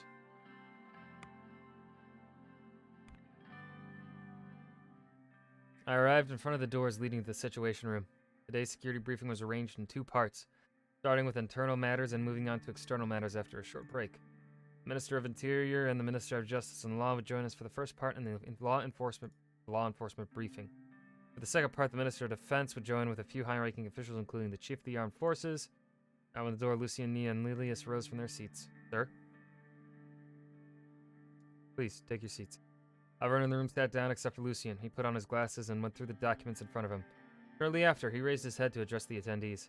President, ladies, we'll kick off today's meeting with the internal security briefing. I am assuming everyone has already been over the agenda. We all have busy schedules, so without further ado, I'll jump into our first topic. As we feared, the political atmosphere has worsened. Reports around the country indicate that tensions are rising as we feared. What is the situation on the Bernard Circus investigation? I received news this morning that the investigation into the murder of Bernard Circus has concluded. Please enlighten us. The more we know, the better. After further investigation and testimonies, we have confirmed the motive and also the events leading up to the shooting. A few days prior, members of the Red Youth initiated a violent attack on a Young Swords local leader, Jen. We believe the Young Swords then called for revenge, leading to the death of Mr. Circus. Since he often spoke against the Young Swords and nationalist sentiments in the assembly, he was a big target, not to mention his radical communist views.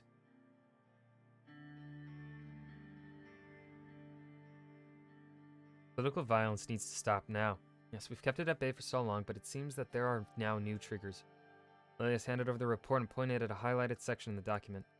The investigation revealed a very troubling fact. Funding sources of the Red Youth have a clear link to United Cortana. Are you absolutely sure? Yes, we have found the cash trail. Several Red Youth members with ties to United Cortana have been detained, and the information extracted from them points to a preparation for a communist uprising in Sworland. It isn't unusual for the superpowers to influence other nations, but I think this case is a little far-fetched. The left lacks popular support in Sworland. Eager lifted her hand. I motioned for her to speak.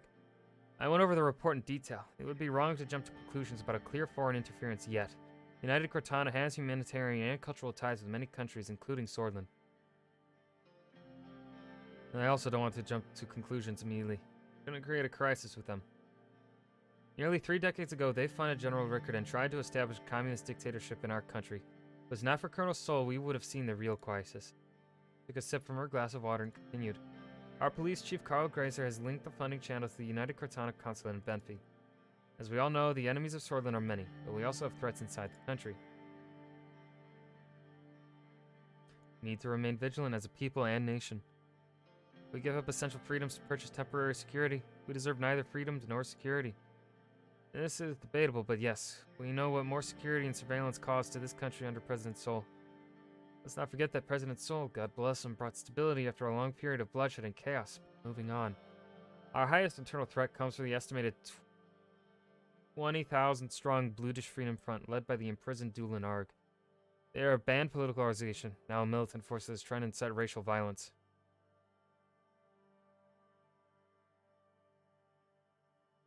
They make a lot of noise but have little substance. A barking dog doesn't bite. It may seem that way from the outside, but police intelligence shows a real potential for them to become dangerous. Our intelligence intercepted 2 crates filled with weapons close to the Rumberg border. They were filled with military-grade Ka-74s. Man, I wonder if that's supposed to be an AK-47. Yeah, it is. We expect that more have been smuggled in since a group of Bloods were caught with these guns at a checkpoint not far away. Kronberg has been acting aggressively in the region for a long time. I am not surprised that they would attempt to weaponize the Bludish people against us. Howdy, stinky cheese nye. This is worrying. Very worrying. Can we make any...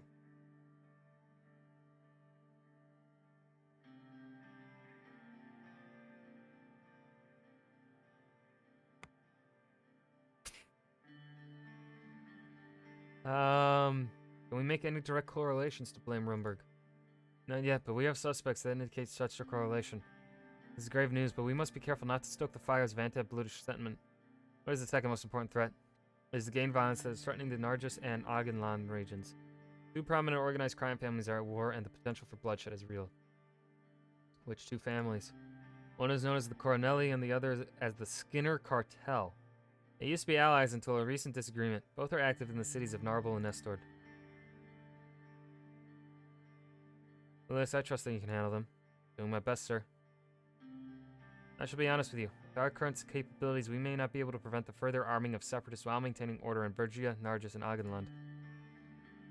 The law enforcement budget isn't increased. I can't be fully responsible for what happens. Our police units are spread thin as is. In light of this information, I might increase the law enforcement budget. We will rid our country from separatists and violent thugs if you do so. I wish you would stop using the word thugs, Lilius. The real problem is corruption, which is fueling the gang violence and is very likely the reason why these weapons were smuggled in. A higher budget could help us end that. Hard game to follow for a stream? I don't think so. Because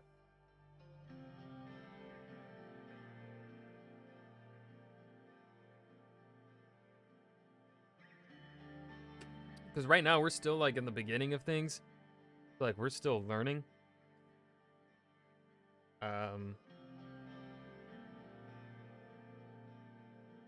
Just is a lot of dialogue though. Valid points. Corruption is the root of all evil, after all. You can look into corruption once the weapons have been found and the gangs have been beaten. Just like previous administrations kicking the can down the road, this is what's destroying our institutions. Well, I felt like that wasn't... I felt like we weren't pushing things down the road with that, Nia. For the updates. Thank you for the overview. Have a good day. Till next time. Take a short break. Upon invitation, the generals came into the room. Iosif made his way toward the table while the others stood by the door. Mr. President. Yosef, welcome. Our General Kruger with me due to the escalations on our borders. Stepped forward and saluted. He had a strong jaw with sharp cheekbones. His tall stature, uniform, and medals combined with his deep and intense stare made him look threatening. He was in his 70s, yet he had a bulky body that was a result of his commando training. Not only was he the second most decorated officer in Sorland, he was also the longest serving.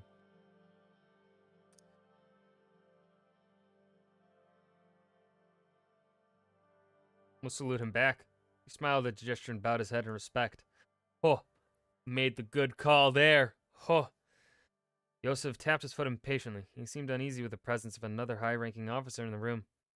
Gentlemen, thanks for coming to this significant gathering. Let's begin. Yosef and Vulcan took their seats at the table or the door. I don't know. Mr. President, the situation at the western and northern borders towards Rumberg is very intense. We are observing developments of divisions closer to our border. Rumberg has been acting increasingly expansionist in the past decades and also interfered in Agnolia. But now they have turned their sights on us.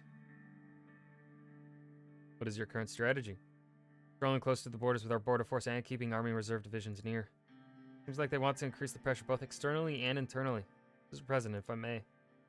Please, General. The picture is becoming clearer. The latest information from the interior about the weapons caches, and now there is an active military buildup close to our borders. The entire situation was analyzed by our general staff, and our prediction is a future territorial incursion by Rumberg. I have complete trust in the general staff. Will not let you down, Mr. President. The general staff is composed of the smartest military individuals. I require an increase in the military budget to enlist more soldiers. Only then we can stand strong against our enemies. The enlarged armed forces will hold them at bay. Falcon is right. We do need an increase in the military budget.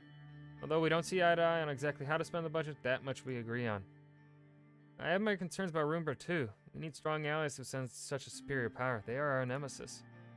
That is an understatement. Times are changing and war is coming, Mr. President. Whether we like it or not, we must be prepared.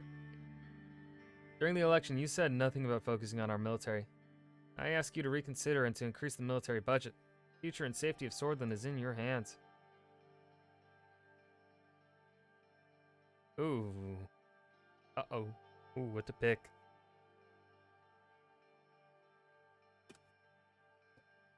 Ah, shit.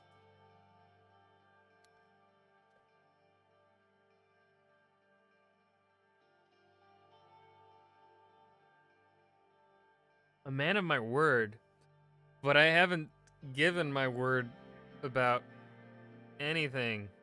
So, like, what does he want me? What am I giving my word about? As you said, times change, Joseph. We'll see. Education? Yeah, like... Smile brought a glimmer of hope on Yosef's face. Our forces would crumble under a decrease and Rumberg would be much more compelled to exploit our weakness. Our country hasn't fallen to any invading force for 200 years. You cannot let it happen, Mr. President. You should find regional allies like Volgosland or Lesbia to deter Rumberg. There's several options on the table. These options should be considered. Could be considered, but why pander to others when we can solve these issues ourselves? We have no true friends outside these borders. Everyone fell silent when a soldier entered the room and let Joseph Blanquer know that a call had come through from the ministry. Excuse me, Mr. President. As he entered the room again, his expression had changed. Mr. President, there's been Rumbergian military activity close to the Narble border. I just spoke with the local commander. Falcon, we should go to the ministry and get further updates from our branches. Understood. Raising military readiness is the first call of action. If there is truly an extraordinary attempt, we will relay it to you immediately and wait for further orders, Mr. President.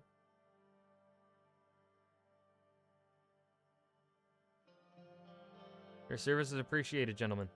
Thank you, Mr. President. You should be updated if the situation escalates. Hail, Swordland! Hail. He saluted and left the room. Rumberg was already testing us, and the reports from the interior indicate interference inside our borders. Communists, nationalists, brutish rebels, Rumberg expansionism, what was next? Swordland had always been a key piece in the chessboard of the global rivalry between Arcasia and the United Cortana. In the recent years, there was no such aggression from Rumberg, not at these levels at least. All it takes is one tiny spark to start the flames of war. Phone rang. Rumberg had decided to close their consulate in Lockhaven. Well, shit. That means they're prepping for war. Uh-oh. Uh-oh. Uh-oh, stinky.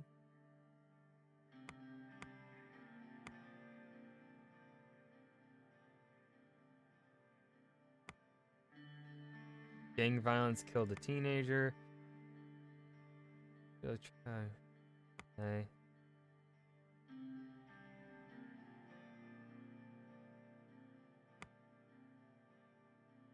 Rumberg closed consulate.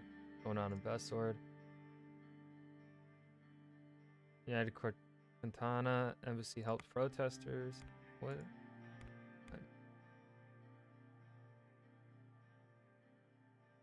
No other cities. Arcasia develops first ICBM. Right, hold on.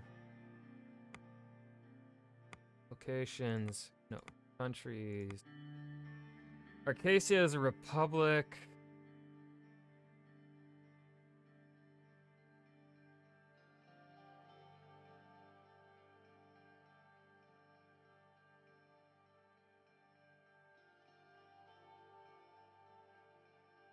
Okay, and then United Cortana is our commies. Alright, so we're gonna side with Arcasia. Oh. Because we're no filthy commie. React to the unrest. Political situation around the country has escalated. Chief has prepared several... Let's see.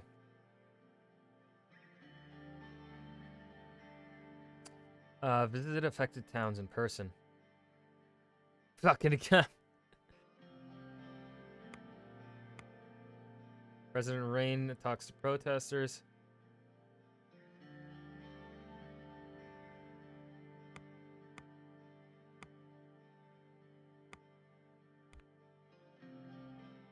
It was late in the evening. The Maroon Palace was finally getting somewhat quiet when I returned to my office at the top. I eagerly approached my chair and sprawled out on it. It has been an exhausting day, just like every day since I took office.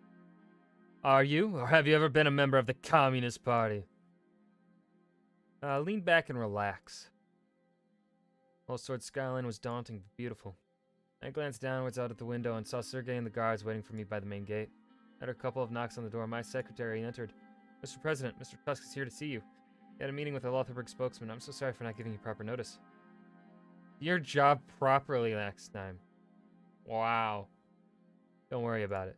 Thank you for your understanding. After a moment, Mr. Tusk swaggered into the room. Shit. Swaggered into the room. What a man. I had met Sordland's most prominent businessman once or twice, but never alone. He had large jowls, blindingly shiny shoes, and the air of someone who was used to getting his way. Anything to drink, Mr. Tusk? Water, whiskey, cognac. Probably from before you were born, sweetheart. I'll check the supply room. Livia backed out of the office, shooting me an apologetic look as she did so. Walter hung up his hat, which I could see was lined with mink. He fixed me with a long, hard stare, then broke into a toothy grin. Good evening, Mr. President. I'm here to congratulate you. Both sat down.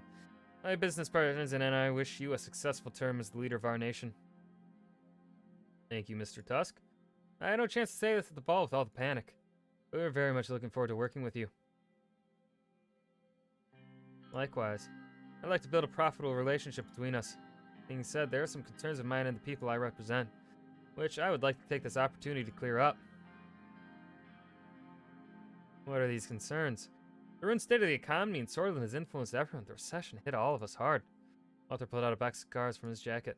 I had these brought from Lesbia. The best cigars in the whole continent. Would you like to try one? You go ahead. I don't want to smoke right now. Walter grabbed himself a cigar and lit it. He looked out towards the city scenery as he puffed away. I heard that you purchased stock from Arbadine Industries in Arcasia. Bye. They're developing new gadgets that are going to be profitable. I figured, why not take the chance? Much worse to live with regret and what ifs. I'll buy a couple of thousand shares too to expand my portfolio. Hope the investment pays off for both of us, President. You're having a good start to the term for sure, besides the recent troubles. Glad that you have decided to promote the free market, which is the only thing that can get us out of this mess.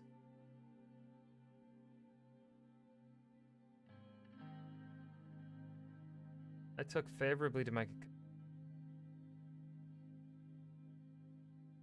It's good that we think alike on the matter.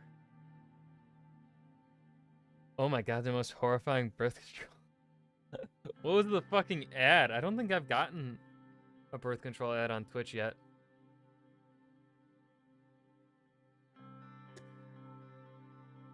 To a closer relationship, then. One that'll bring Sordland out of crippling recession. He grinned. A highway investment was a good call, but there was more to gain in the high-speed rail, especially for business logistics. Like an arm implant birth...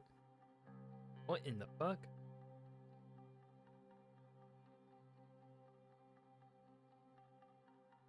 The Anglin region was in dire need of investments. Most important goal is to divert investments where most profits can be made for the Treasury. We can be close allies. The group can help you get Sordland out of the recession, which will be the key problem to solve in your term and could even determine your re-election. Maybe impossible to remove if it's not where it What? That is so fucked. That's like a big red flag, in my opinion. Let's start with a gesture of goodwill. Soon the investment project contract will be awarded to one of the three main contenders. He pulled a check out of his pocket and slid it towards me on the table. My personal details were listed on it with a deposit of 500,000 Sordish Ren ready to be transferred. This was 6 months of a president's salary. It only got worse. Oh no. If the contract is somehow awarded to Underhall Construction, they would not only work hard and deliver, but also do it on time.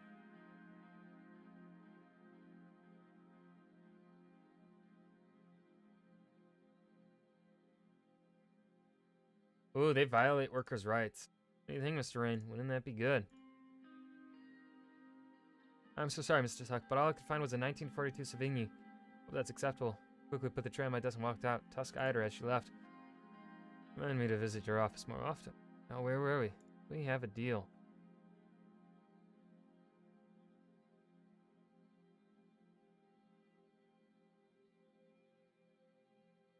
No.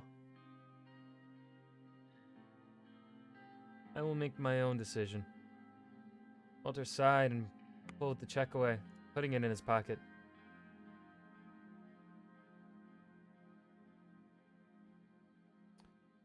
If this is what you came here for, then we are done here. My goal was to begin a mutually beneficial partnership, but besides that, it was good to spend time together. Oh, I almost forgot. Please say hello to Mr. Caronti for me. Smiled. Have a good evening, Mr. President. Walter stood up, grabbed his jacket, and made his way towards the door. Closed the door behind him. I gathered my things and prepared to finally head home. As I walked out, I noticed Livia's still there, covering up her typewriter for the evening. Let me be so bold, Mr. President. Did you accept his offer? Of course I didn't. Did you even ask me that? Other girls have told me about all kinds of dealings that went on during the Afonso administration. I wasn't sure if you were that kind of president. I most certainly am not. And I took a moment to look out over the lights of the city before heading to the elevators. Oh, a bunch of shit just popped up.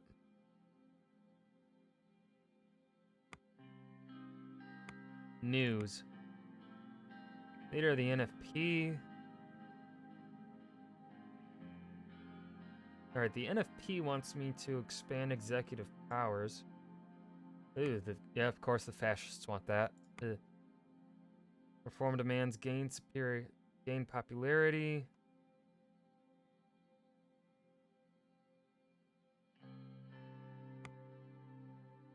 Workers' Party Solidarity March. British citizens are getting attacked by racists. That's never fun. Local police are working with fucking shit. They're working with fascists. Of course the police are working with fascists. God damn it.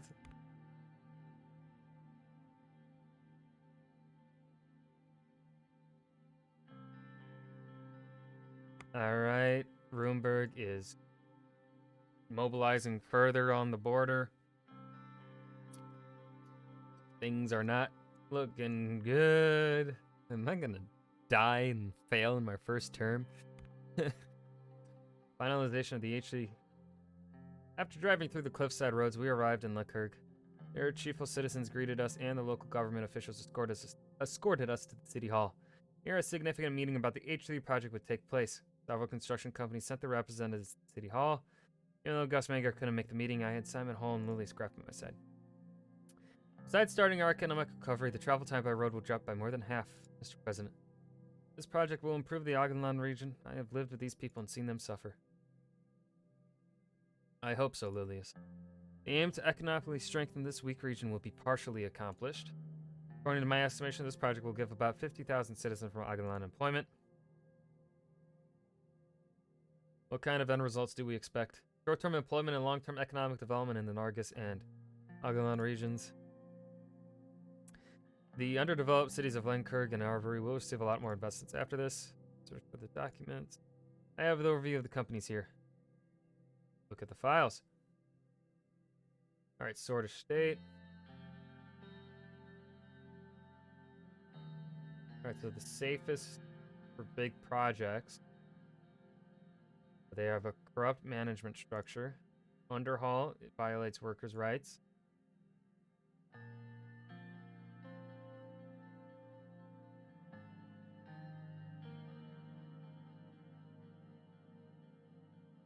Oh, I think we're going to go with the Forex Holding. Which corporation will we talk about? Forex Holding.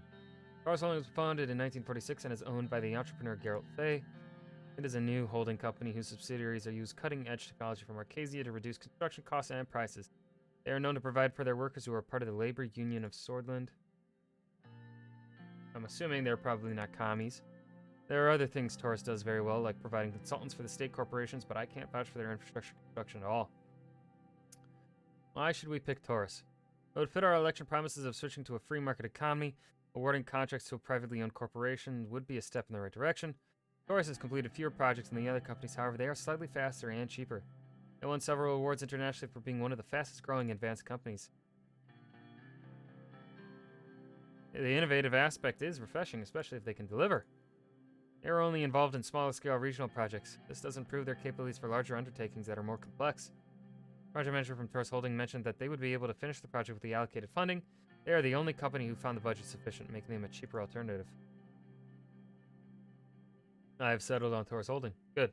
We are staying consistent to our economic strategy. Very well, Mr. President, the contract will be awarded to Taurus Holding. Our outcome of the meeting was different, but at the end of the day, the success of the project is what matters. The company will be notified today, and the construction work will begin immediately after. I think we are off to a great start. My expectations for a grand opening ceremony are late next year. I better get back to work then. Thank you. Concludes the meeting. Me and I spent the remainder of the day attending events in Lenkirk. Nice to enjoy the natural beauty of Augenland and to eat some good fish. Darwin has announced.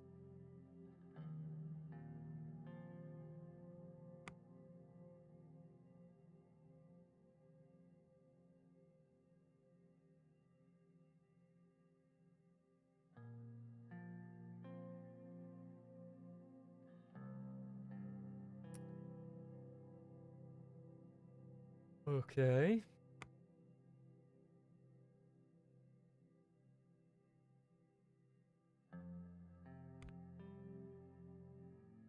We were headed to the meeting location set by Marcel Caronti. The motorcade was made up of the most confidential and trustworthy team. After a few hours of driving along River Eskel, we took a turn before entering Conriat. The darkness started setting in as we drove up to a hill. Where are we, Sergei? We are nearing the HOS Country Club, Mr. President. There shortly. We arrived at the big iron gates of the country club. Opened. It was huge and outright extravagant. The main building, inspired by Lesbian architecture, was lit from all sides. Inspired by Lesbian architecture. It's just too closely, literally, it's too closely spelled to not pronounce it any other way. And so I will be pronouncing it as Lesbian architecture. It was rather chilly. I was approached by Peter Vector and Lucien Galade. I hope the journey was comfortable. I can't think of comfort when our country is descending into chaos. When you put it like that. Enter the building. After opening the marble-engraved wooden door, we were greeted by two tall women. The receptions led us to the meeting room upstairs. Marcel was standing by the window looking outside at the beautiful complex. He turned around to have a quick look at us both. He was a really handsome man with well-groomed hair.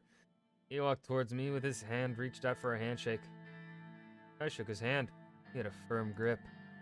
It's such a pleasure to meet you in person, Mr. Cronty. I appreciate your efforts to reach out for... Alright, let's see. Philanthropist, entrepreneur. Alright, so this is the rich boy. One of 3 richest swords alive. Thank you for hosting us. I admired your father very much. May he rest in peace.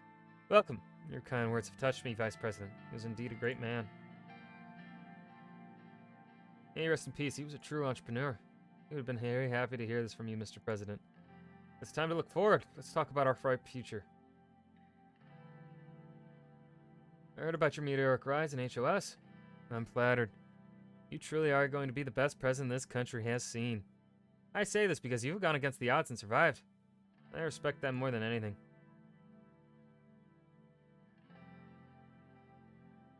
Seems we have had similar experiences. Marcel gently pointed at the seats. We sat down around a gigantic table. Before speaking, he knocked on wood. The past month have been tumultuous, to say the least. I'm glad you and your family were unharmed at the shooting. The whole incident must have been a shock for the kids. They aren't used to what we lived through back in the late 20s.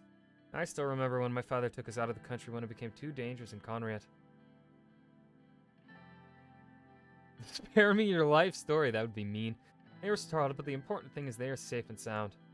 Of course, that is all that matters. No family should suffer from tragedy ever again. We had enough of that. Well, I am known to be a straightforward person. Let me get to the point without wasting your valuable time. It was during the Alfonso campaign when I was struck by what you have done within the party. Marcel started to look at one of the paintings at the wall.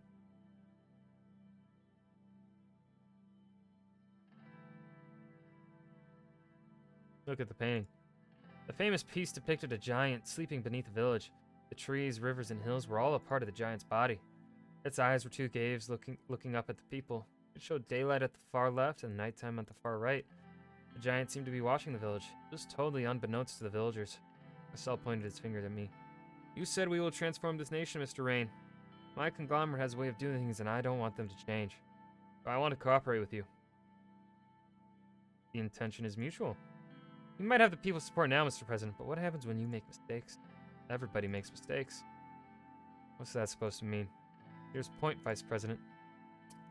Being a president in this country means having many enemies. Enemies that would resort to anything to bring you down.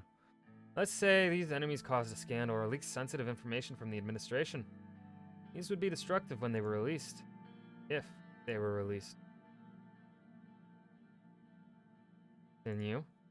Assume that the articles would actually protect your integrity no matter what. Try to mention how up to 5 million people I reach will not lose faith in you. What do you want in return? I want two things, Mr. President. Number one is a guarantee from you that the Rain administration won't meddle in HOS affairs no matter what happens.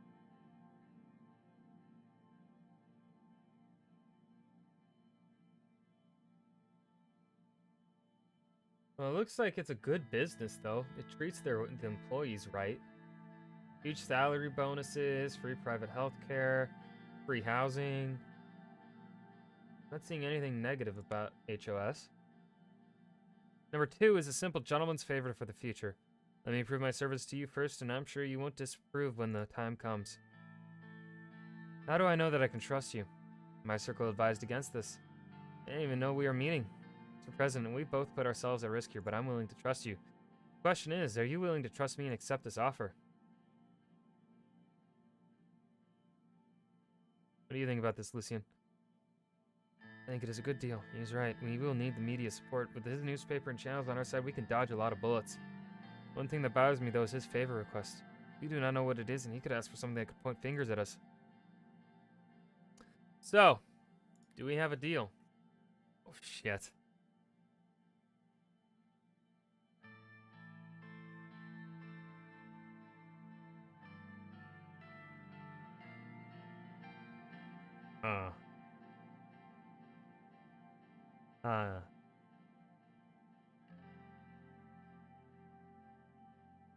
I don't know. I don't know. Oh no. Do we be corrupt? Is this how our corruption arc starts? How our villain arc starts? And we're still in chapter 1. How many chapters are in this game? Will it tell me? Can I look that up? There are 4 chapters.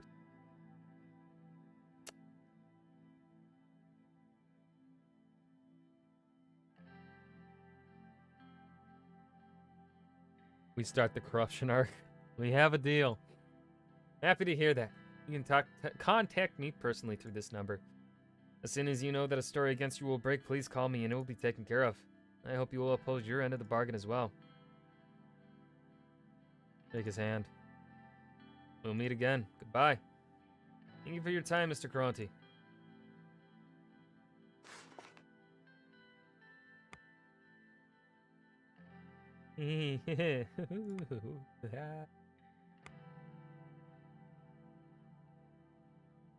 Law.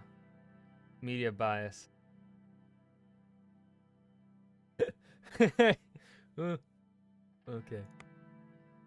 Yep, there do be bias in the media now. Sarah Kibner demands emergency be called. The leader of the fascists has demanded emergency be called.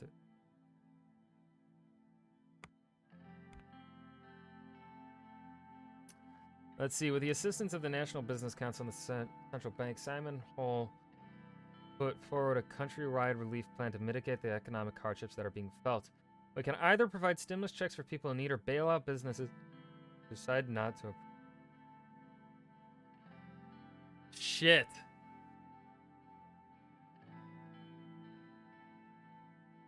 All right, so I think technically in a free market enterprise, the options here are between providing stimulus checks or enacting a plan. That is free market. Because bailing out businesses, that's government intervention, baby. We don't do that. We're not going to pull a 2008. We're not going to bail out the banks here. No, no, no. That was a mistake. Do we want to spend more of our budget?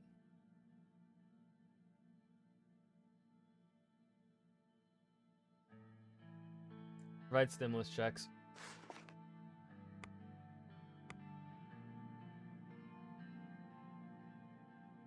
The administration. All right, I think I know which news organization is Fox News. Probably. Or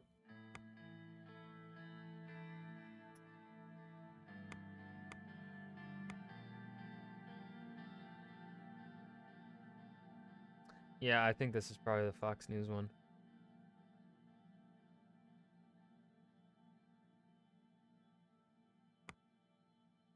Can't wait for the bankruptcy arc.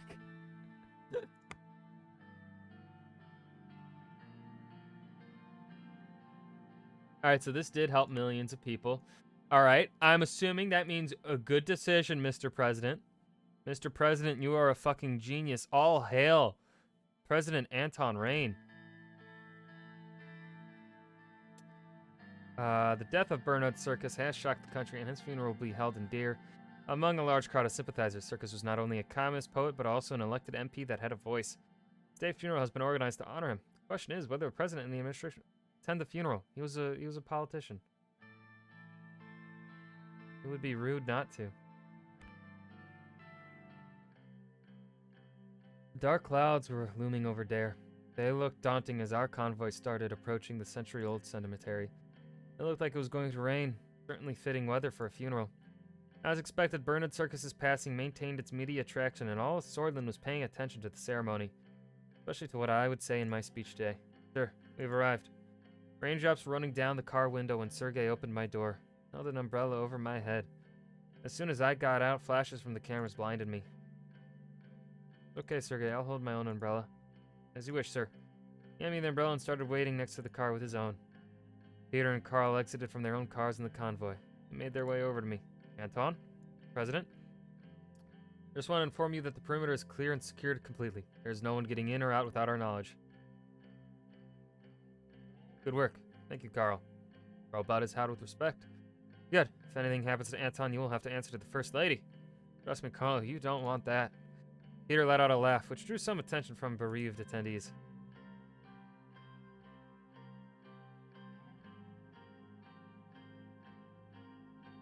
I gestured at Peter to lower his voice a bit. Right.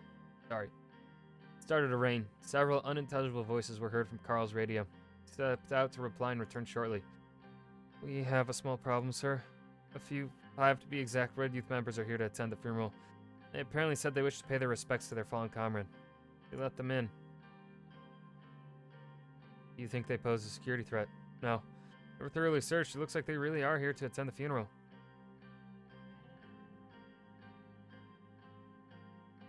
Ooh, fuck. Ooh, fuck. What do we do? What do we do? I don't know what to do. I really don't know what to do. Ah. Aha. These decisions are hard. I don't want to be president no more. Can I retire now? Can I put in my resignation? I mean, oh no, fuck.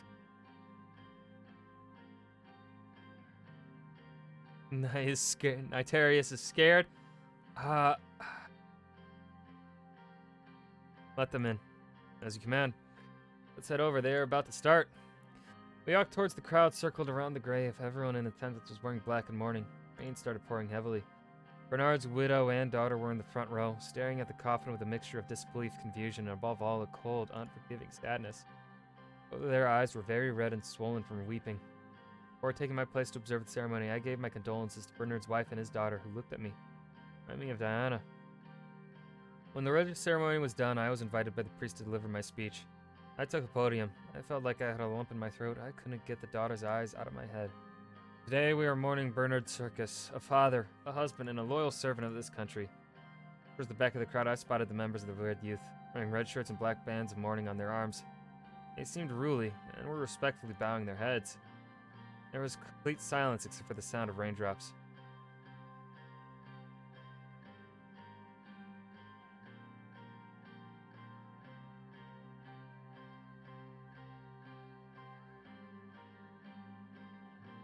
Regardless of his ideology, this was a heinous act made towards a good man. We must end this cycle of violence now.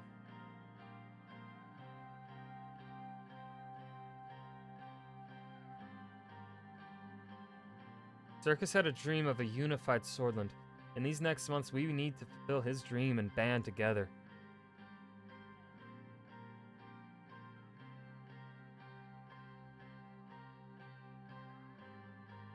Let us all mourn the passing of Bernard Circus and remember him well. I would now like to recite one of the poems he left us.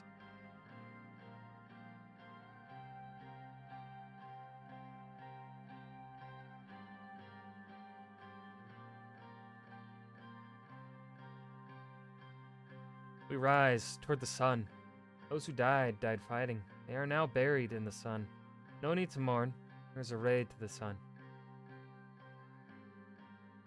Thank you. The coffin was lowered into the grave by the gravekeepers. After a couple minutes, Bernard Circus was with the soil no more.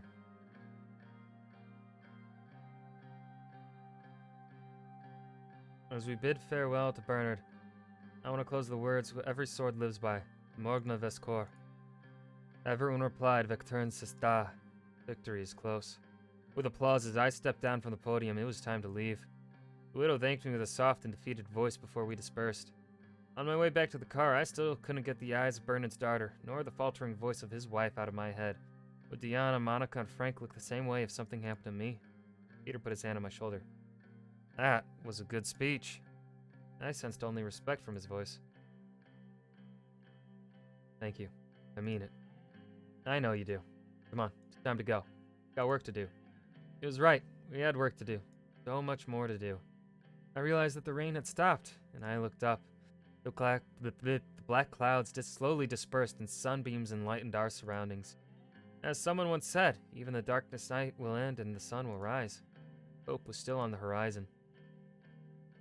Let's hear what the news has to say. Let's see. Gave a unifying speech, paid his respect. Touchdown, he finished speaking. What does Swordland today have to say about this? Alright, it looks like everyone approves of my amazing speech skills. Fan-fucking-tastic. I am quite amazing. Diplomatic situation. The Blue Mansion in Lockhaven hosted us for the important diplomacy gathering. The door opened and David Whiskey, once a lecturer to me, now the Minister of Foreign Affairs, gently made his way towards my desk. May I sit down, Mr. President?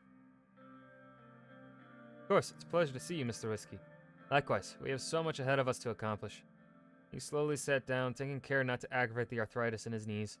He always had an air of gravitas about him, and old age had only served to deepen that. After he settled himself, he regarded me with delight, his blue eyes sparkling. Look at you, Anton. The 4th president of Swordland. What a privilege for me. I still remember the first day you took my class at the Dare University of Culture. I remember how hard we worked on the Agnolia trade agreement together. Countless late nights at the ministry to finalize. It was an experience for sure. We signed our best trade deal yet with a good slew of trade advantages over Agnolia. It was even somewhat unfair from my point of view. Somehow the inexplicable ebb and flow of life has led us here, to positions where we can change the course of history. Everything happens for a reason, David. It was meant to be. Maybe. Maybe not. I don't believe in destiny, but sometimes it feels convenient to do so. Started coughing again. Time for longer. Would you like some tea or water? Oh, yes, please. Tea and water sounds nice. Thank you very much. Wild. Livia brought 2 cups of tea along with a glass of water and placed them on the table. Seems you still remember how much I like tea. Nowadays, it really does wonders to my throat. How's your wife, Catherine, doing? Oh, my lovely Catherine is as energetic as always. Age has hit me harder than her for sure. She still does her daily jogs, unlike me. Nothing can challenge time. Nothing. How's the Rain family? Slowly starting to get used to the routine. As time passes, I realize it more. Family is the most important thing in life. We must take care of them. The door opened. Yosef and Lucian joined us for the briefing as the tall case clock hit the hour mark. Peter, however, was missing. I wonder if he was late from all the drinking he did at the party in Lockhaven. We'll talk more later, President Rain. Welcome, everyone. How was your travel to Lockhaven? A little bumpy due to some turbulence. I arrived via a military cargo plane that landed at Lockhaven International. I took the train. It was a little slow, but I can still recommend it for the beautiful landscape. I also had the possibility to work on a couple of things during the ride. Well then, since Mr. Vector doesn't seem to be coming today, I think we are ready to start. I will start by providing a brief overview of our current status with our neighbors. What would you like to start with? I'd like to hear about Agnolia. Our brotherly nation to our northeast, Agnolia, they are still diplomatically non-aligned and probably has one of the most democratic systems between our neighbors. Economic stagnation is a worry for them. Their primary issue is their heavy reliance on foreign investment from us. Agnolia is our most friendly neighbor. We have been allies for the longest time after Roomberg annexed Dome. This fact needs to be a part of the equation. Unsurprisingly, the Agnolian Prime Minister Martin van Horten is expecting better cooperation through a new, fairer trade deal with us. It was one of his election mandates.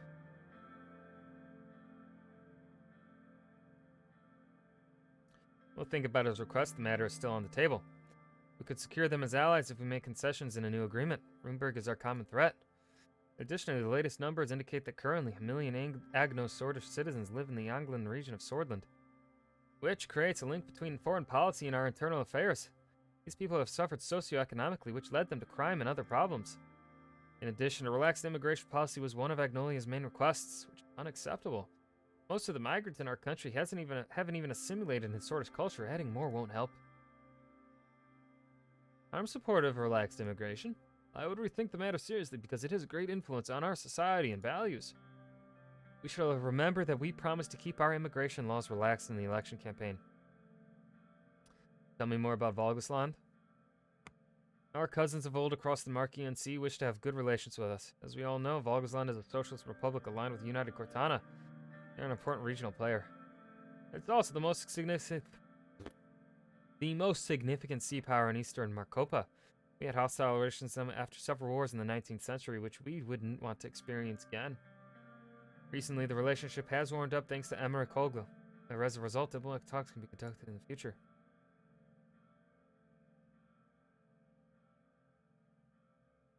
Breaking the ice with Volgasland could be good if we are to rise diplomatically.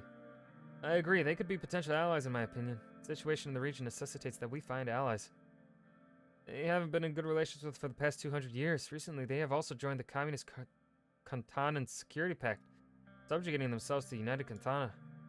On top of that, territorial issues flare up between Agnolia and Volgasland because of the Helgeland Island. The Swordish Navy is very concerned with this volatile situation. Unfortunately, billions of Swordish Ren worth of cargo is transported close to Volgaslandian maritime borders on the Marquian Sea and the Grey Strait. This causes significant risks to our imports and exports in the case of a deterioration in relations. The strait is of high strategic value to us. Yosef, Navy is keeping an eye on the situation from a distance, right? We are actively monitoring the sea routes and cargo ships for now. There is no immediate threat, but we don't know what can happen in the future. What's the latest situation of Ellen? It is tumultuous in the south as always. Viktor Smolak is expanding his powers among protests from Wejik people. However, he is quite positive about a normalization of a relationship between our countries. Reports indicate that they have been warming up to Kantana and international aid. As you know, Welland's stability was always a concern for the region.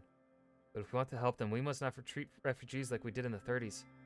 I still can't stomach the inhumanity of those people suffered.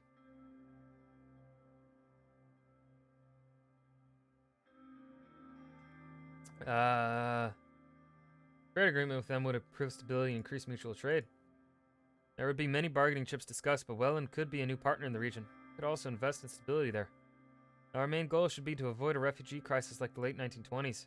That civil war had major security and economic repercussions on Swedish soil. One of the demands of President Smolik was to tighten our immigration laws so the political refugees don't escape to Swordland. There's been a recent purge that pushed many Bludish to flee to Bergia. This is definitely troubling. Belmorn Outpost has regained its importance due to this. I'm sure you would remember that winter at the border outpost, Mr. President. He was right. And I did remember that winter. I remembered how cold it was when I let the refugees slip through. I was discharged of my duties as a result by Major Josef Lanchea, no less, spending the rest of my service cleaning toilets and sleeping in a cell. In fact, there had been a similar refugee situation in the past. Even Mr. President himself chose to disobey direct orders from his commanding officer at the time.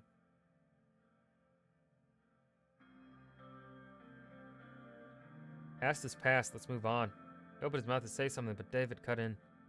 Our focus should be on the current matters. The Bludish minority is very large inside Welland too, which is a factor to consider. It is in our national interest to prevent the formation of a failed state on our western border. Welland has been increasingly aligning itself towards the Communist Alliance, another point to analyze. Move on. Two important neighboring countries remain, Lesbia and Rumburg. I'd like to hear about first. Lesbia. Our southern neighbor is aligning itself more and more with Arcasia. Lesbia is currently led by Prime Minister Patricio Alvarez. They are the jewel of the continent, the second largest economy in Mercopa. Though wealthy, Lesbia suffers from excessive economic inequality. Our past relations have been great, but during the last decade, their investments to Swordland dwindled due to our instability.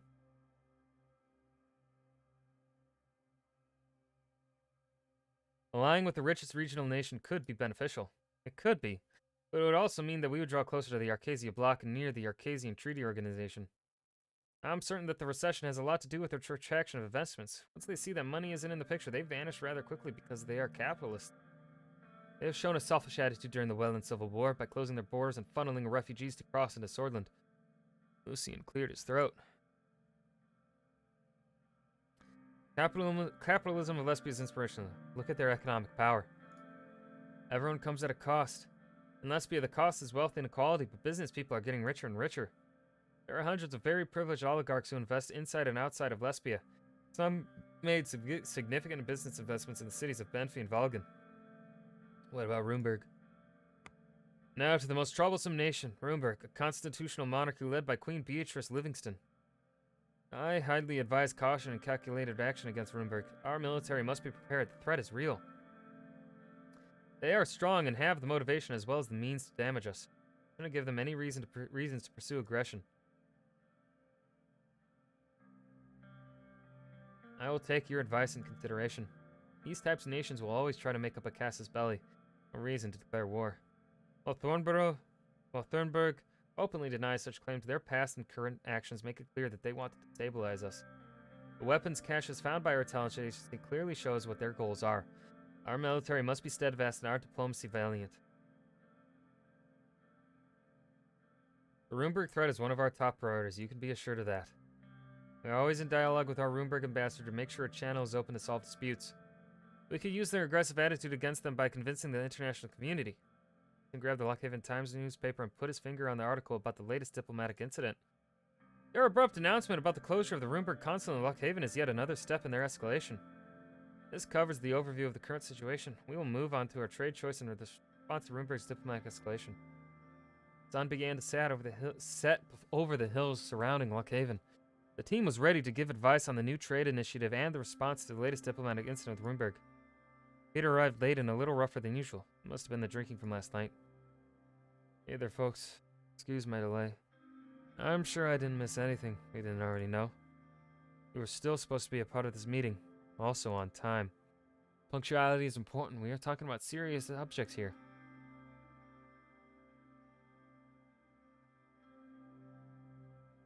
Shit, do we cover for Peter?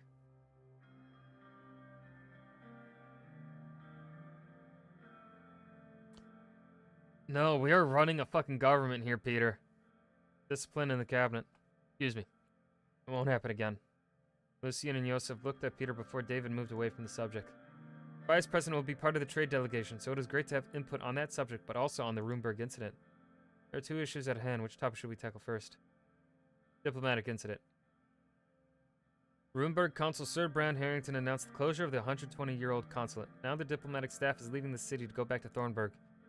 You blame the lack of security in Swordland due to the assassination and the subsequent protests, but it is obvious that they are making excuses. Bastards, first they close their consulate and then they blame our security.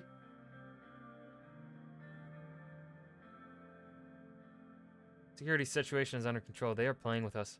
Isn't it telling when other countries are working with us while Runeberg is just cutting more ties with us? The neglect of President Alfonso and the chaos of the elections delayed our diplomatic efforts. Now there are only 2 Runeberg diplomatic missions left in Swordland. One is the consulate in Dare and the other is in the embassy in Holsword. I must display strength to my people. We cannot be pushed around. All this may be a calculated plan of action to push us to a corner and act irrationally. This is my fear. They might be looking for a casus belli and are slowly spiraling downward to find reasons to wage war. Joseph was furious. He barely kept himself from sounding the desk. There are worrying developments like the smuggled arms and the buildup near the border. Our military must be buffed up to stand against a regional power like Runeberg. We either respond to this aggressive act with a diplomatic condemnation or we retaliate by closing our consulate in Dome. I want to say that an escalation would be risky this early in our presidency. We should focus on creating a negative image of Runeberg in the international scene. People of Swordland must be protected no matter the cost. I would say we respond equally. Oh shit.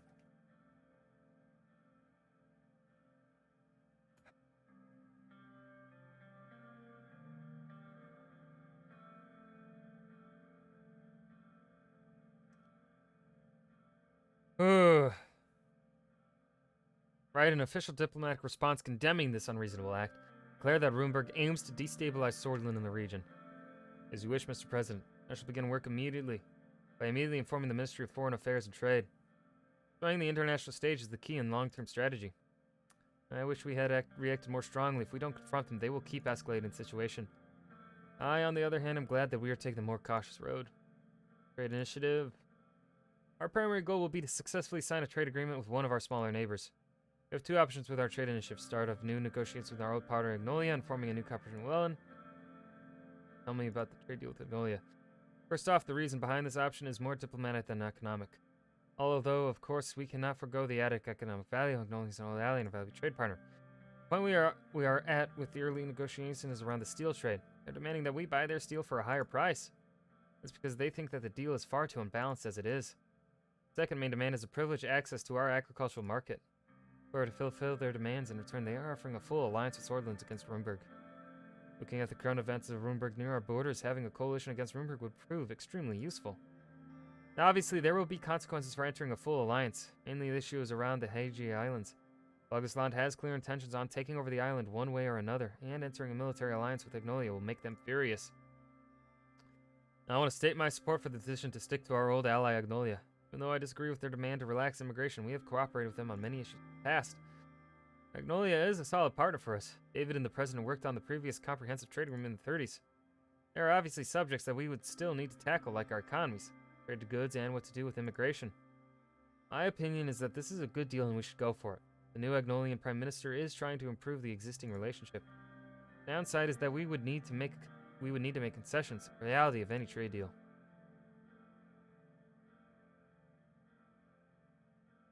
I'd be open to creating a new agreement that would satisfy all sides.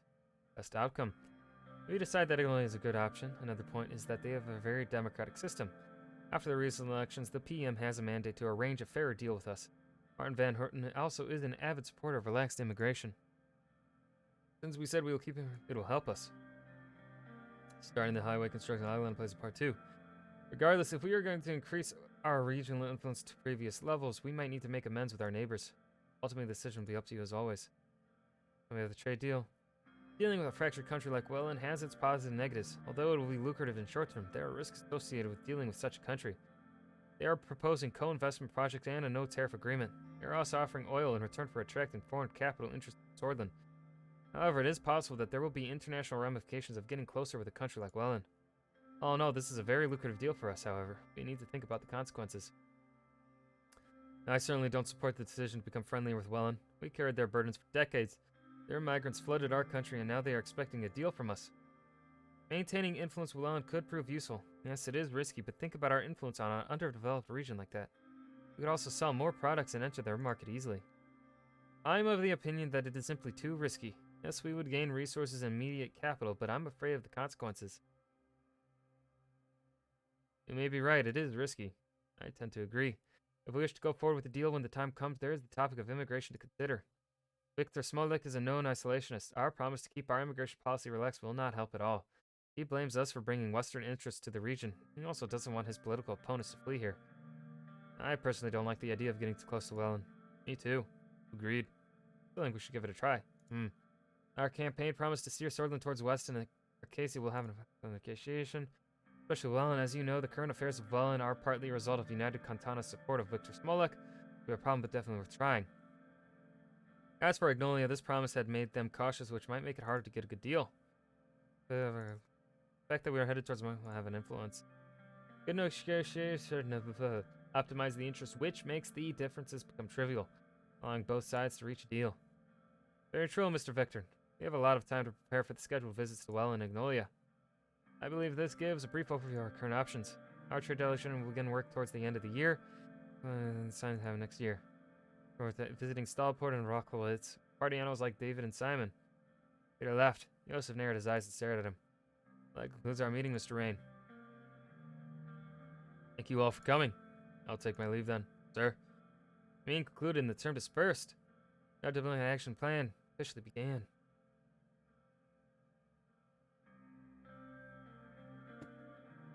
Holy shit, that was a lot of words. Emergency Enrica, Mayor announces. Okay. Lockhaven Times, welfare issues. There is unrest. Call for democracy. Geopolitical Swordland condemns closure.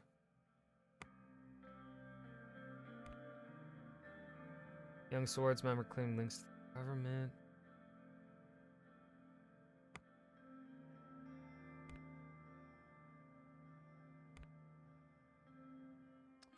I came a little early to the meeting room before anybody showed up. We had scheduled a meeting to discuss the progress of the Reform Committee regarding the new constitution. I took a seat on the center chair in the vacant meeting room as I waited for them to show up. The reforms were slowly becoming the most significant expectation of my government. We would be changing Seoul's constitution of 1929. Most people nowadays blame the constitution for the outstanding problems of the country. On the other hand, the reformists in the assembly had been getting louder about their demands. What I knew for sure was that I needed to do something about this encroaching chaos before it swallowed me. Meanwhile, Lucian, Peter, and Nia had been leading the committee to prepare an initial draft for the constitutional amendments. I was intrigued to hear their results. There was a knock on the door. It was Lucian. Good afternoon, Sue. Sir. Words. Lucian arrived exactly on the hour mark again. His punctuality could almost be described as obsessive. Good afternoon, Lucian. He took a seat on the table and took out a bunch of documents, spreading them on the long table. We should begin the meeting as soon as Mrs. Mogna and Mr. Vice President arrives. Finally have some results from the Reform Committee. How does it look? Well, the situation is quite complicated, but I'm sure we will make it work, just like we accomplished many things before. We'll go over the details regarding the new constitution in the meeting. A few minutes later, they arrived. After a short chat, everybody sat down and took out their notes. I knew it was going to be a long meeting. There is a lot to talk about the future of this process. Let us begin to tackle the points of contention. Mr. President, our committee meetings were really fruitful, and we already started working on the constitutional draft together with the reformists. They demanded a little too much, but I've had success with friends Richter to create a realistic draft that could potentially go through the Supreme Court. A little? They demanded to rewrite the whole Constitution. The requests were definitely not outrageous, just not realistic in today's circumstances, just because it wouldn't pass the Assembly. Nonetheless, I'm glad that we are reaching common ground already. If we can reach an agreement with the reformists, we will be very strong in the Assembly to propose the change. Can we reach a 2/3 majority in the Assembly? If you can get friends Richter to work with you on this, our only problem would be uniting our own party. We'll never be able to get NFP to work with us. We need the majority of our 130 seats in the Assembly to vote in our favor. With PFJP's full support of 70 votes, we will easily suppress the needed 166. But it will be tough to unite the USP with all the divisive wings that has formed. Just make them follow you loyally. We did it before the elections, we can do it again. Albin Clavin and his reformist wing would be supporting you. He already weighed in heavily in the committee meetings. However, the conservatives would be tough to break. The influence of Seoul is still living strong in this party. Do you think they can be persuaded? I'm sure it's possible. Regardless of my opinion, we need to persuade most of them to support us for passing an amendment to the Constitution. And there's only one person who is key to make them back us. Gloria Tori. She's respected by the Solus. She'll be our biggest obstacle in the assembly, and her demands will be extensive. I also have reason to think she might be in Orso's pocket. It'll be tough to break, but we'll need her help to get the conservative support. Possible to pass this through the Supreme. They're the biggest obstacle. Even if we pass the assembly, the Chief Justice will do his best to block our amendments. We need at least 6 of the 11 judges to vote for the proposal, but Mr. Hawker has enormous influence over the judges. We should reach out to the judges in secret. Some of them might be willing to break rank to support us. They will surely support a just cause for the country and its future. According to the Constitution, I am a member of the Supreme Court, which means we already have 1 vote. 2 of the judges are friends of mine and of similar opinion about the reforms. God, words are hard. Consider them with me. Who else would be willing to support reforms? I think Judge Edmonds can be persuaded, and in extension, Mr. Dalton, Mr. Merton. We're really blinded by the Solist ideology. Yes, those 3 don't seem to be working directly with the Chief Justice Hawker. If we can get to Isabel Edmonds, we might get the 6 votes needed. That's our best bet. What are the final demands? We should run down each of the main demands of the committee and get your input first. Mrs. Morgan can explain them further. We'll start with the first, red line. The new constitution will fix the loopholes regarding the president's absolute veto powers. Even though Mr. Richter put on a whole show about why veto should completely be removed, the committee has almost unanimously agreed on fixing the loopholes, thus limiting presidential vetoes. My suggestion is to add a clause detailing the messes the assembly may override a veto with some sort of a supermajority. 1 person should never be able to block the rest.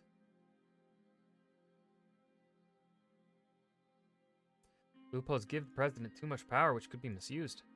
Whatever you decide, it's important to get a balanced picture. We will be making history by changing the 29th Constitution of Seoul. The second one is about the judiciary. The new constitution will remove the Supreme Court's right to vote on legislation. This is yet another point that was unanimously agreed on by all parties. Tarquin Seoul established this rule to protect its 29th Constitution. We all know most of the judges are still his pawns. Constitutional amendments will still be very difficult to accomplish with a reform like this, particularly because we will keep the 2/3 vote system to be able to propose a change. However, the judiciary will still not have the final say in the amendments. This is already what our administration wanted to do. Yes, to ensure that there won't be any another politically motivated Supreme Court. Apart from these 2 critical points, they have other major demands. They want to reform the appointment procedures of the ministers. Mr. Richter clarified that the Assembly should have a say in the formation of the Council of Ministers. That is something that a majority in our party also supports. Well, Mr. Richter also talked about abolishing the member of honor rights of Tarquin Seoul that gives him absolute immunity and makes him a permanent member of the Assembly. Oh, that one is a controversial one. I doubt that USP would like that. Immunity of the justices, the impeachment of the president, limiting the power of the presidential decrees. All this came up during the committee meetings. Yes, reformers expect big reforms, while our faction and the USP are not very keen on pushing changes that are too great. I'd say keeping everything in the middle ground is the safest bet. No need to agitate anyone too much. They have valid concerns that we need to look at. I'll keep working with them and keep you updated, Mr. President. Well, regardless of what Mr. Rain decides, we will need to work together to push this agenda. Now we have a better picture of your intentions, sir. I will start reaching out to my contacts to make a draft that works for us. I'll present your input to the committee. In a few months, you would have the draft on your desk to make the final changes yourself. I think this was yet another fruitful meeting, sir. Thanks for the meeting, everybody. Thank you for your time, sir. Thank you, Anton. You have my support, Mr. President. This is what we'll call it, sir. Have a good day. Have a good day, everybody. Okay.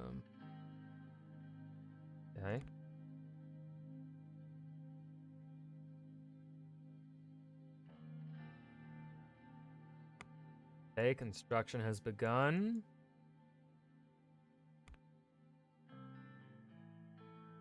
The administration had been working day and night on the overwhelming amount of issues that were facing the country. The department sent several documents which required my signature so they could start working on the new decisions that were taken. After I signed dozens of them, I closed my eyes to relax for a moment. Another long day. Even though I really wished to leave the palace for the day, Lucien had earlier told me that the Chief Justice wanted to speak to me. We planned to meet in my office in 30 minutes, and I waited for him, wondering what subject he would raise. I stretched out my arms and looked out the window. Thousands of shimmering lights and the whole sort skyline were mesmerizing. Suddenly, I heard a knock on the door. It was Lucien. Good evening, sir. Good evening, Lucian. I'm sorry that I couldn't explain the situation to you in detail earlier, sir. Chief Justice insisted on seeing you this evening. I do not know what he has to say, but it will probably be about the new constitution. He'll be coming shortly with Judge Mr. Garachi to the meeting. We shouldn't take them lightly.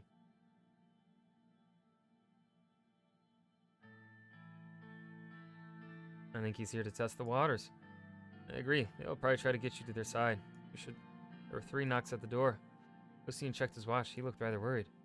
Livia opened the door as Chief Justice Orso Hawker and Judge Heron Garachi entered the room. Good evening, Mr. President. Great to see you. Evening. Welcome, Justice Garachi and Chief Justice Hawker. Good to see you indeed. Orso gestured at the sofa in the office. May I? Please? We all took our seats on 2 opposite sofas and made ourselves comfortable. How are your first couple of months, Mr. President? I hope you're faring well. Thank you. Very busy, but I'm doing good. It'll only get busier, yet I think you're doing a good job so far. Considering all that's happening around us with the shootings in the palace and soldiers on our borders, let out a deep sigh. It is a troubling time. We appreciate your concerns. So, you probably know why we are here. Please enlighten us, Mr. Hawker. We know you are working on a new constitution. The Supreme Court does not approve of this. With all due respect, the constitution needs to be updated, sir. I'm sure you are well aware of the public demand in our circumstances. Is that so? I see that you are the one who is not aware of our actual circumstances. You want to make a weaker constitution in the midst of problems from both inside and outside. Even if your proposal passes the Assembly, I'll make sure it will not pass the Supreme Court. That much is clear.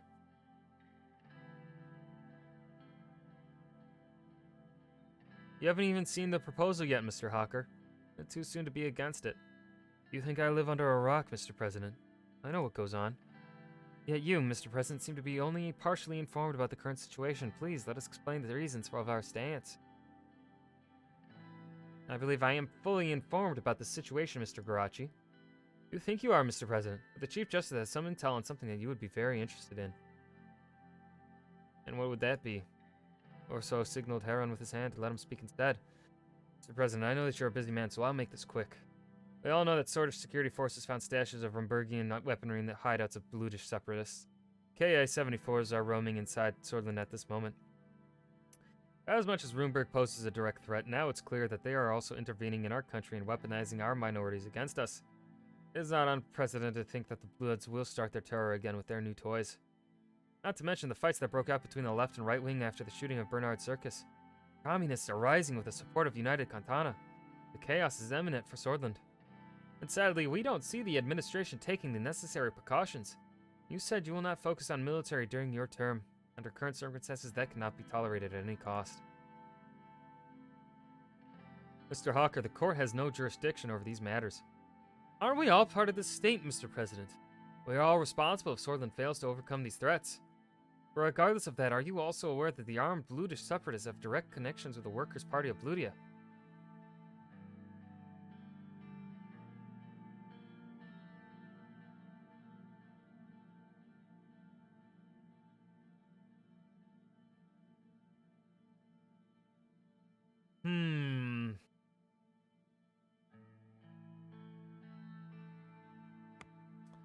The Workers' Party is a democratic party unlike the militias. They are not the same. They may claim they have no ties with the Separatists, but most of their members used to be part of them before they formed the Workers' Party of Bludia. How about the name, Mr. President? Is it not the Workers' Party of Swordland? It is not the Workers' Party of Swordland, is it? As far as I am aware, there is no nation called Bludia around here. What is this all about? The only reason they are not in the Assembly is because of the electoral threshold. It's gotten quite big. They are clearly getting outside help, and their connections to the paramilitary Bludish forces cannot be denied. And all of a sudden, the reformers are trying to increase the electoral threshold so that the Bludish separatists can be legitimized in the Assembly to achieve their aims of independence. That's too dramatic. Say what you will, Mr. President, I am stating the obvious. But I wish the only issues were the Bludish terrorists in Rumburg. The reformist suggested changes would also bring the communists, who are backed by United Katana, into the Assembly. Do you see the pattern yet? I apologize, gentlemen, but I am not a conspiracy theorist.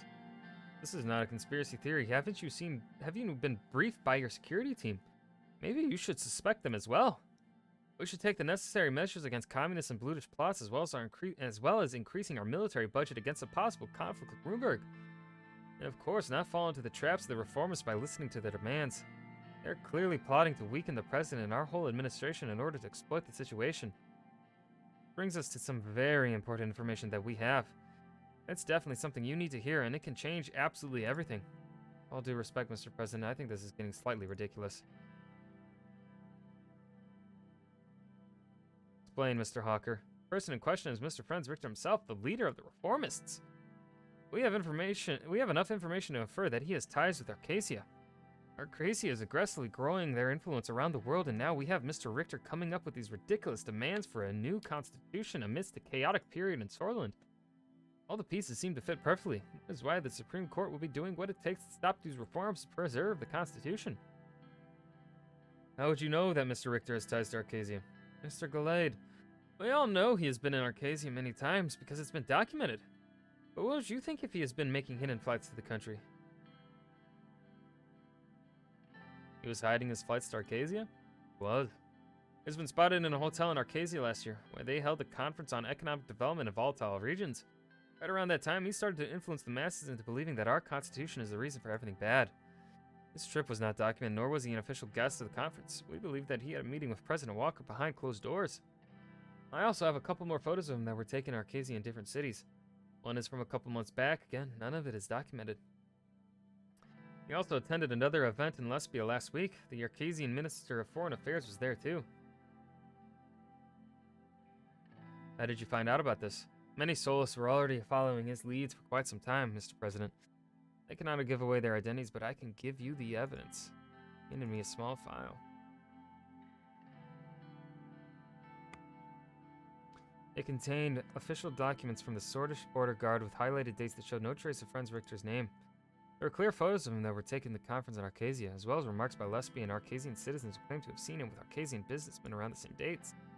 There was also an official transcript of one of his speeches where he claimed to be in Benfi on the dates of the conference in Arcasia where he was spotted. Lucian skimmed through the documents with skepticism, which slowly turned into surprise. These seem to be real. Of course they are real, Mr. Glade. You seem to suggest that Arcasia is behind the reformists. Their demands will only benefit Arcasia.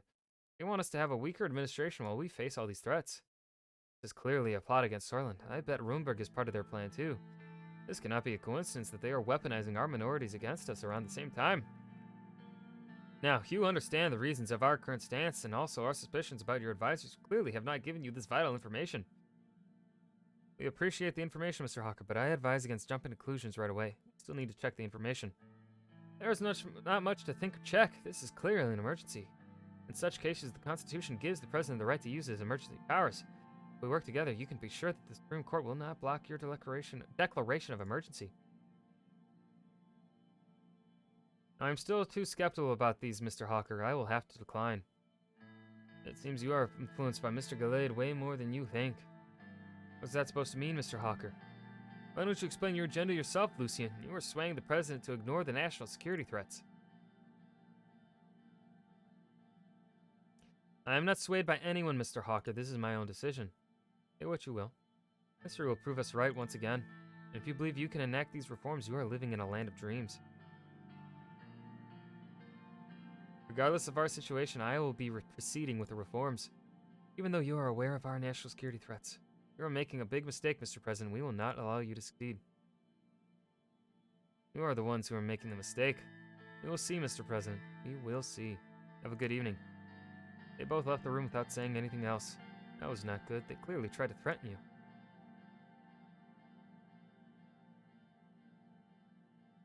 We have to make sure our reforms will pass the court. Orso will be doing whatever it takes to damage you. We need to be careful. There are still many old guard sympathizers in our party. We can't let them divide our party. And he will definitely try. It's obvious that the old guards will be my main rivals in the near future.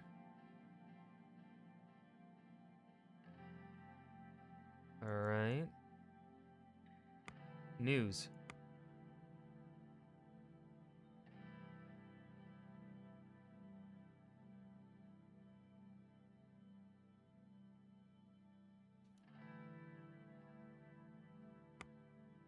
Continue. Trials of Democracy.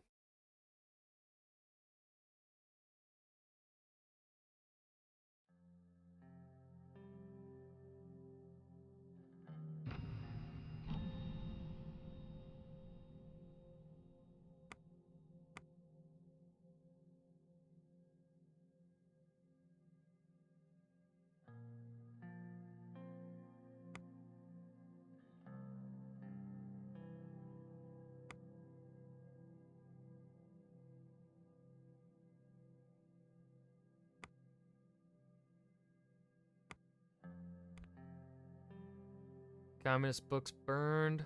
El Presidente. And Narco Philip. British resistance.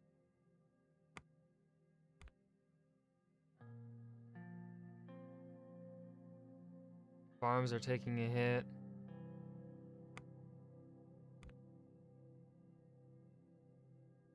Lack of hospitals. Young swords are doing shit.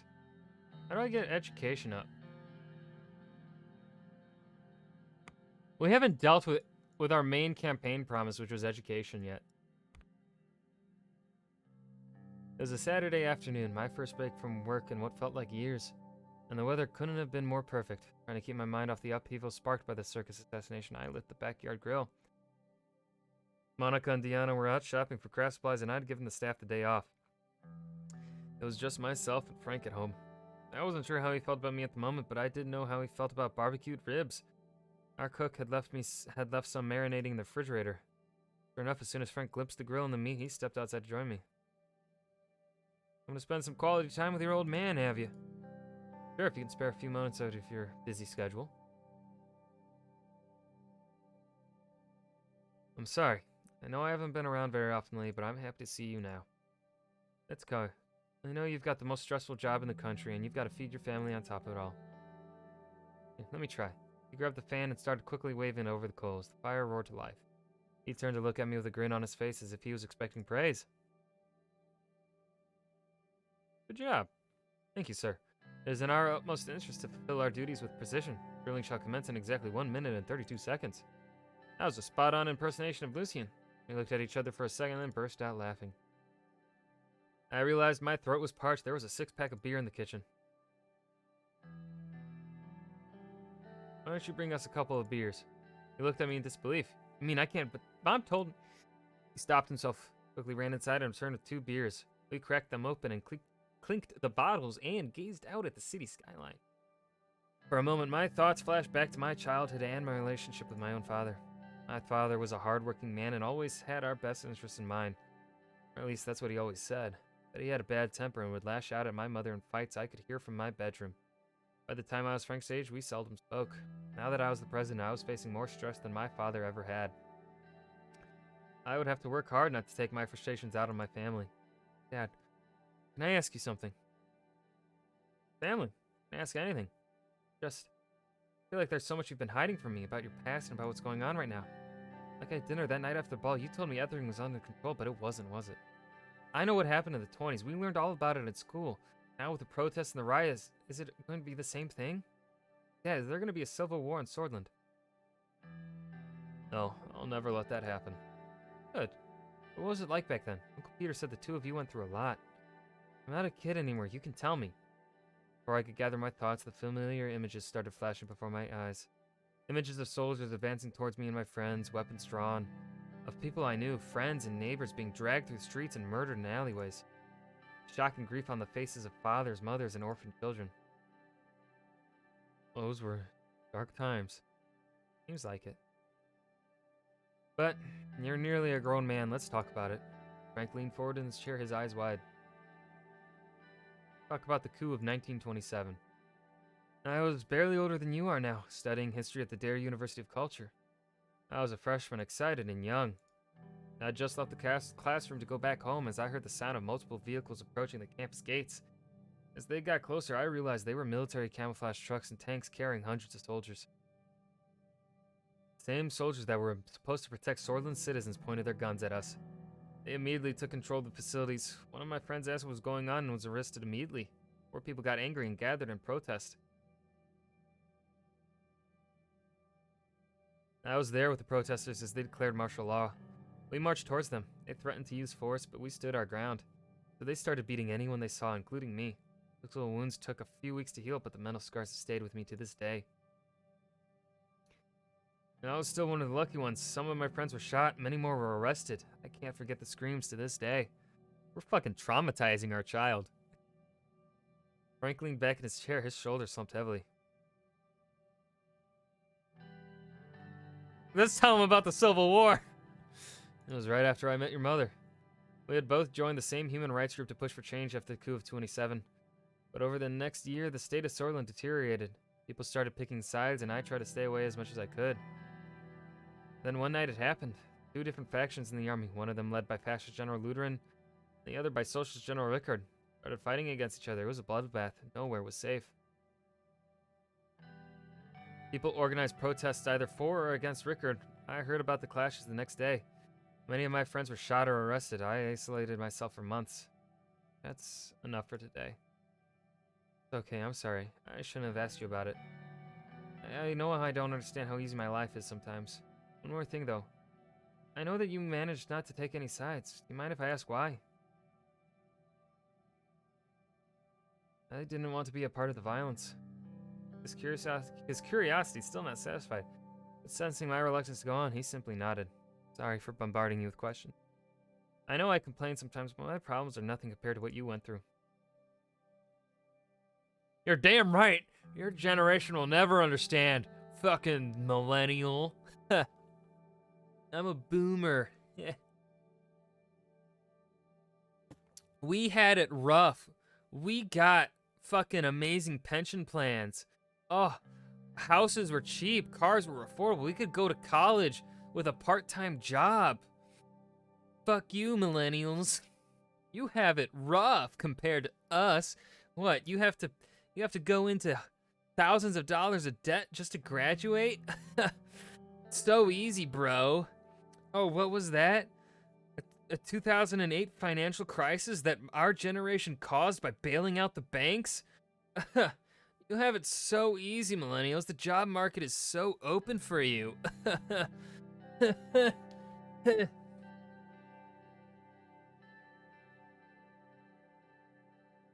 Oh, and now we're all retiring in 2021 after, hogging the positions of power for decades.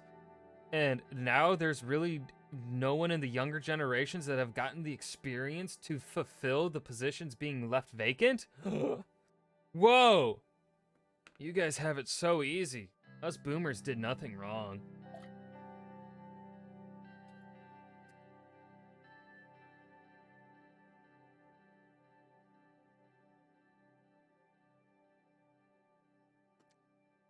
That turned into a rant that I was not expecting to get into.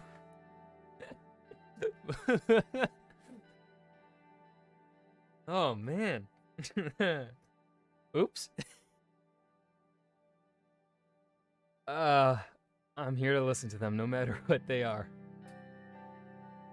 Before Frank could say anything else, I heard the front door unlock. Diana and Monica's voices and the sound of rustling shopping bags filled the house. Alright, I'll be upstairs until dinner. I took a long sip from my beer, looking at the city and now the setting sun. I hope that talking to Frank about my past had been the right decision. Part of me felt as if some sort of burden had been lifted.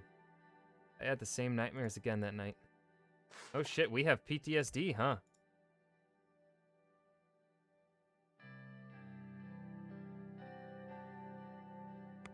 Okay. Am I able to check?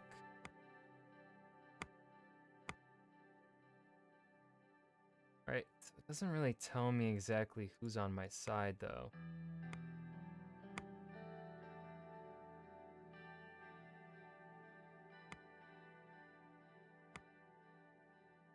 Oh! They have a notes thing! Oops.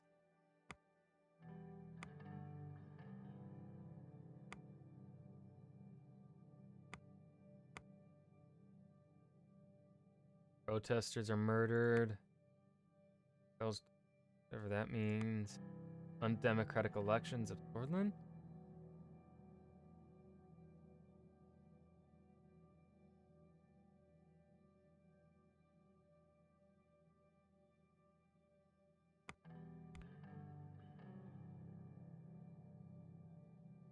Output are lower. Okay. Prisoners are rioting. Tell them to shut up. Okay. I was traveling to the snow-covered city of Narble in the Nargis region for the Rural Development Forum organized by the Ministry of Health and the Ministry of Education. The mountainous city of Narble had gritty tones to it. It's mostly regarded as one of the poorer cities in Swordland. Its people were hardy and wary. Even after the discovery of natural resources in the area, years of neglect by the central government were apparent on the buildings and the general infrastructure. Natural resources, namely gas and oil, were now under the control of Gotham, which elevated the corporation to a place of power. My task in this forum was mainly symbolic, fake smiles and handshakes with old oil barons, meeting with local politicians. But most importantly of all, to make sure that Narble does not feel like it was forgotten by the government. The scenery so far, however, was a reflection of Narble's neglect. Main roads to the city were not maintained well. There were many bumps and empty, discolored spots in the asphalt. Navigating and swerving to avoid the inconveniences, our motorcade finally started nearing the city. As if my discomfort from the bumpy ride was apparent to him, Sergei rolled down the partition window. We will be arriving at Hotel West in a few minutes, sir. Thank you for letting me know. Anytime. It's my duty. After a moment, Sergei started to smile under his mustache. How's life, Sergei? Sir, I just want to say, it has been great these last 2 months. As you know, my wife Susan recently gave birth to our son, sir, and now my daughter just started at a very good high school in Holsword. It's great news, Sergei. I'm happy for you. I appreciate it, sir, truly. I was worried that I wouldn't be able to afford a good private school if she scored less in the entrance exams. I shouldn't have made my insecurity get into me. Erica outsmarts me all the time. I'm very proud to have a daughter like her.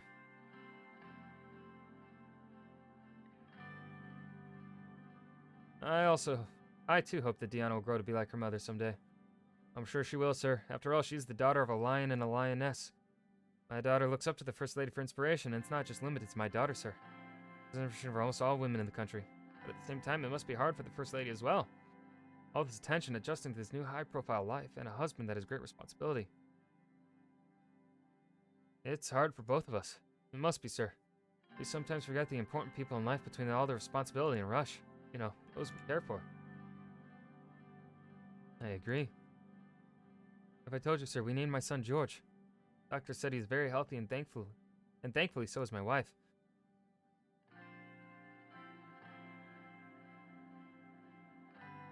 Why did you want another child? I come from a big family. I'm one of 5 siblings, so having company is a constant in my life. Call it a little traditional, but it just feels right. Traditional or not, if it is what you want, that is all that matters. We keep forgetting what we want and lose ourselves in the process. I already started thinking about other university education, especially Erica. I want to send her to a good private school, but with the current state of the economy, it's going to be hard for us. We will fix the economy one way or another. If anyone can, that's you, Mr. President. The car hit a major pothole and a bump, which lifted us up in our seats for a second.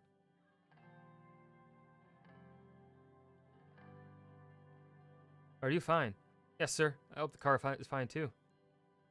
Hotel West was supposedly the best hotel in Narble. The large 25-story main building was undoubtedly one of the taller and more expensive buildings in the city. It towered over the nearby slums and had been a target for protests when it was first built. A crowd was gathered in front of the hotel with a welcoming committee at its center. As we approached the red-carpeted entrance, I could see the mayor of Narble and his top aides. Sergei got out of the car and opened the door. He bowed his head respectfully and gestured towards the entrance. See you later, Sergei. Thank you, sir. Likewise.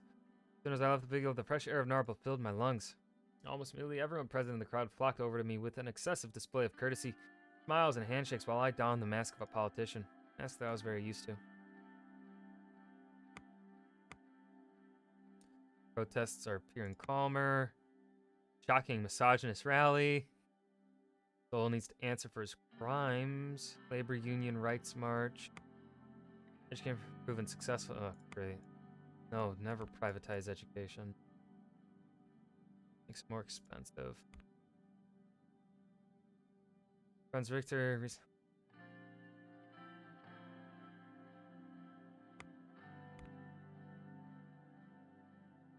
Alright, fascists are leading terror attacks. That's just wonderful. And I think that's where we're going to end for today.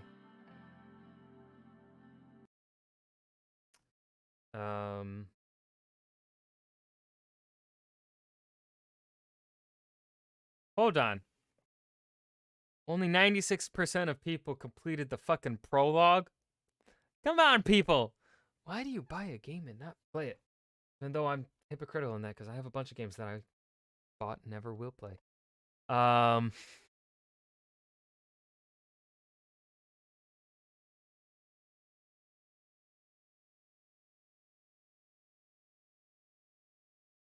Let's see, is anyone streaming right now? Too much text? There wasn't much text in the fucking prologue. Less text than there was in Life and Suffering of Sir Bronte. How are you guys feeling about this game? I'm enjoying it, but like Nightarius said, I don't know how much of a stream game it is.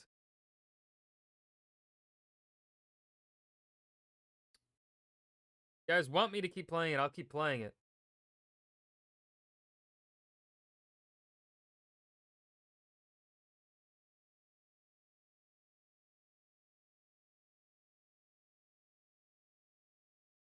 Story seems interesting. Yeah. Definitely seems like your usual kind of political stuff going, but what they I like how much like I guess history there is. It definitely feels like a nation, like we're running a nation a bit here. And I like the backhanded deals that are possible. And how I can control the media. That. God. We didn't even get past chapter 1 yet. I wonder how. This game isn't that long. It says it's only 15 hours, so I wonder if it's going to be one of those kind of things like with Life of Sir Bronte, where there are like some chapters that are pretty long and then others. Yeah, that's the one thing that kind of sucks. These games aren't good for chatting.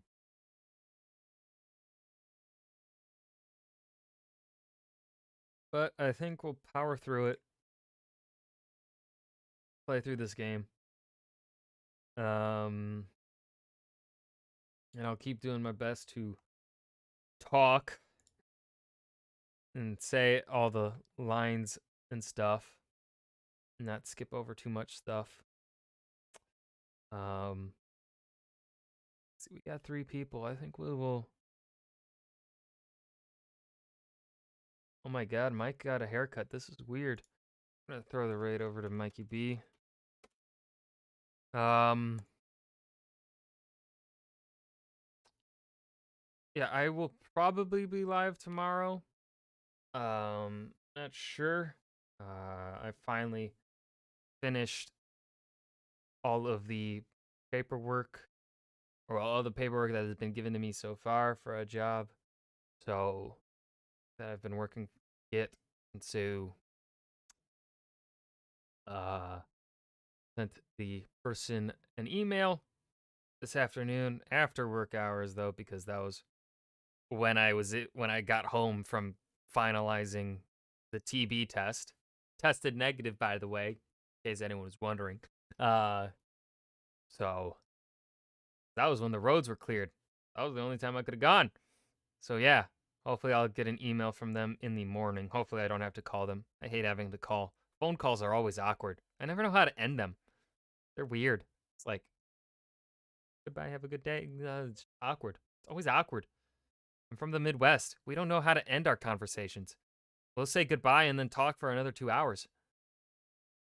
Bye, lol. Yeah, I'll say at an interview, at my next interview, I'll just say bye, lol. I'll shake their hand and say bye, lol. Anyways, thank you guys for showing up. I will see you guys maybe tomorrow. If not, I'll see you Saturday. Enjoy Mikey B's stream. Peace, guys.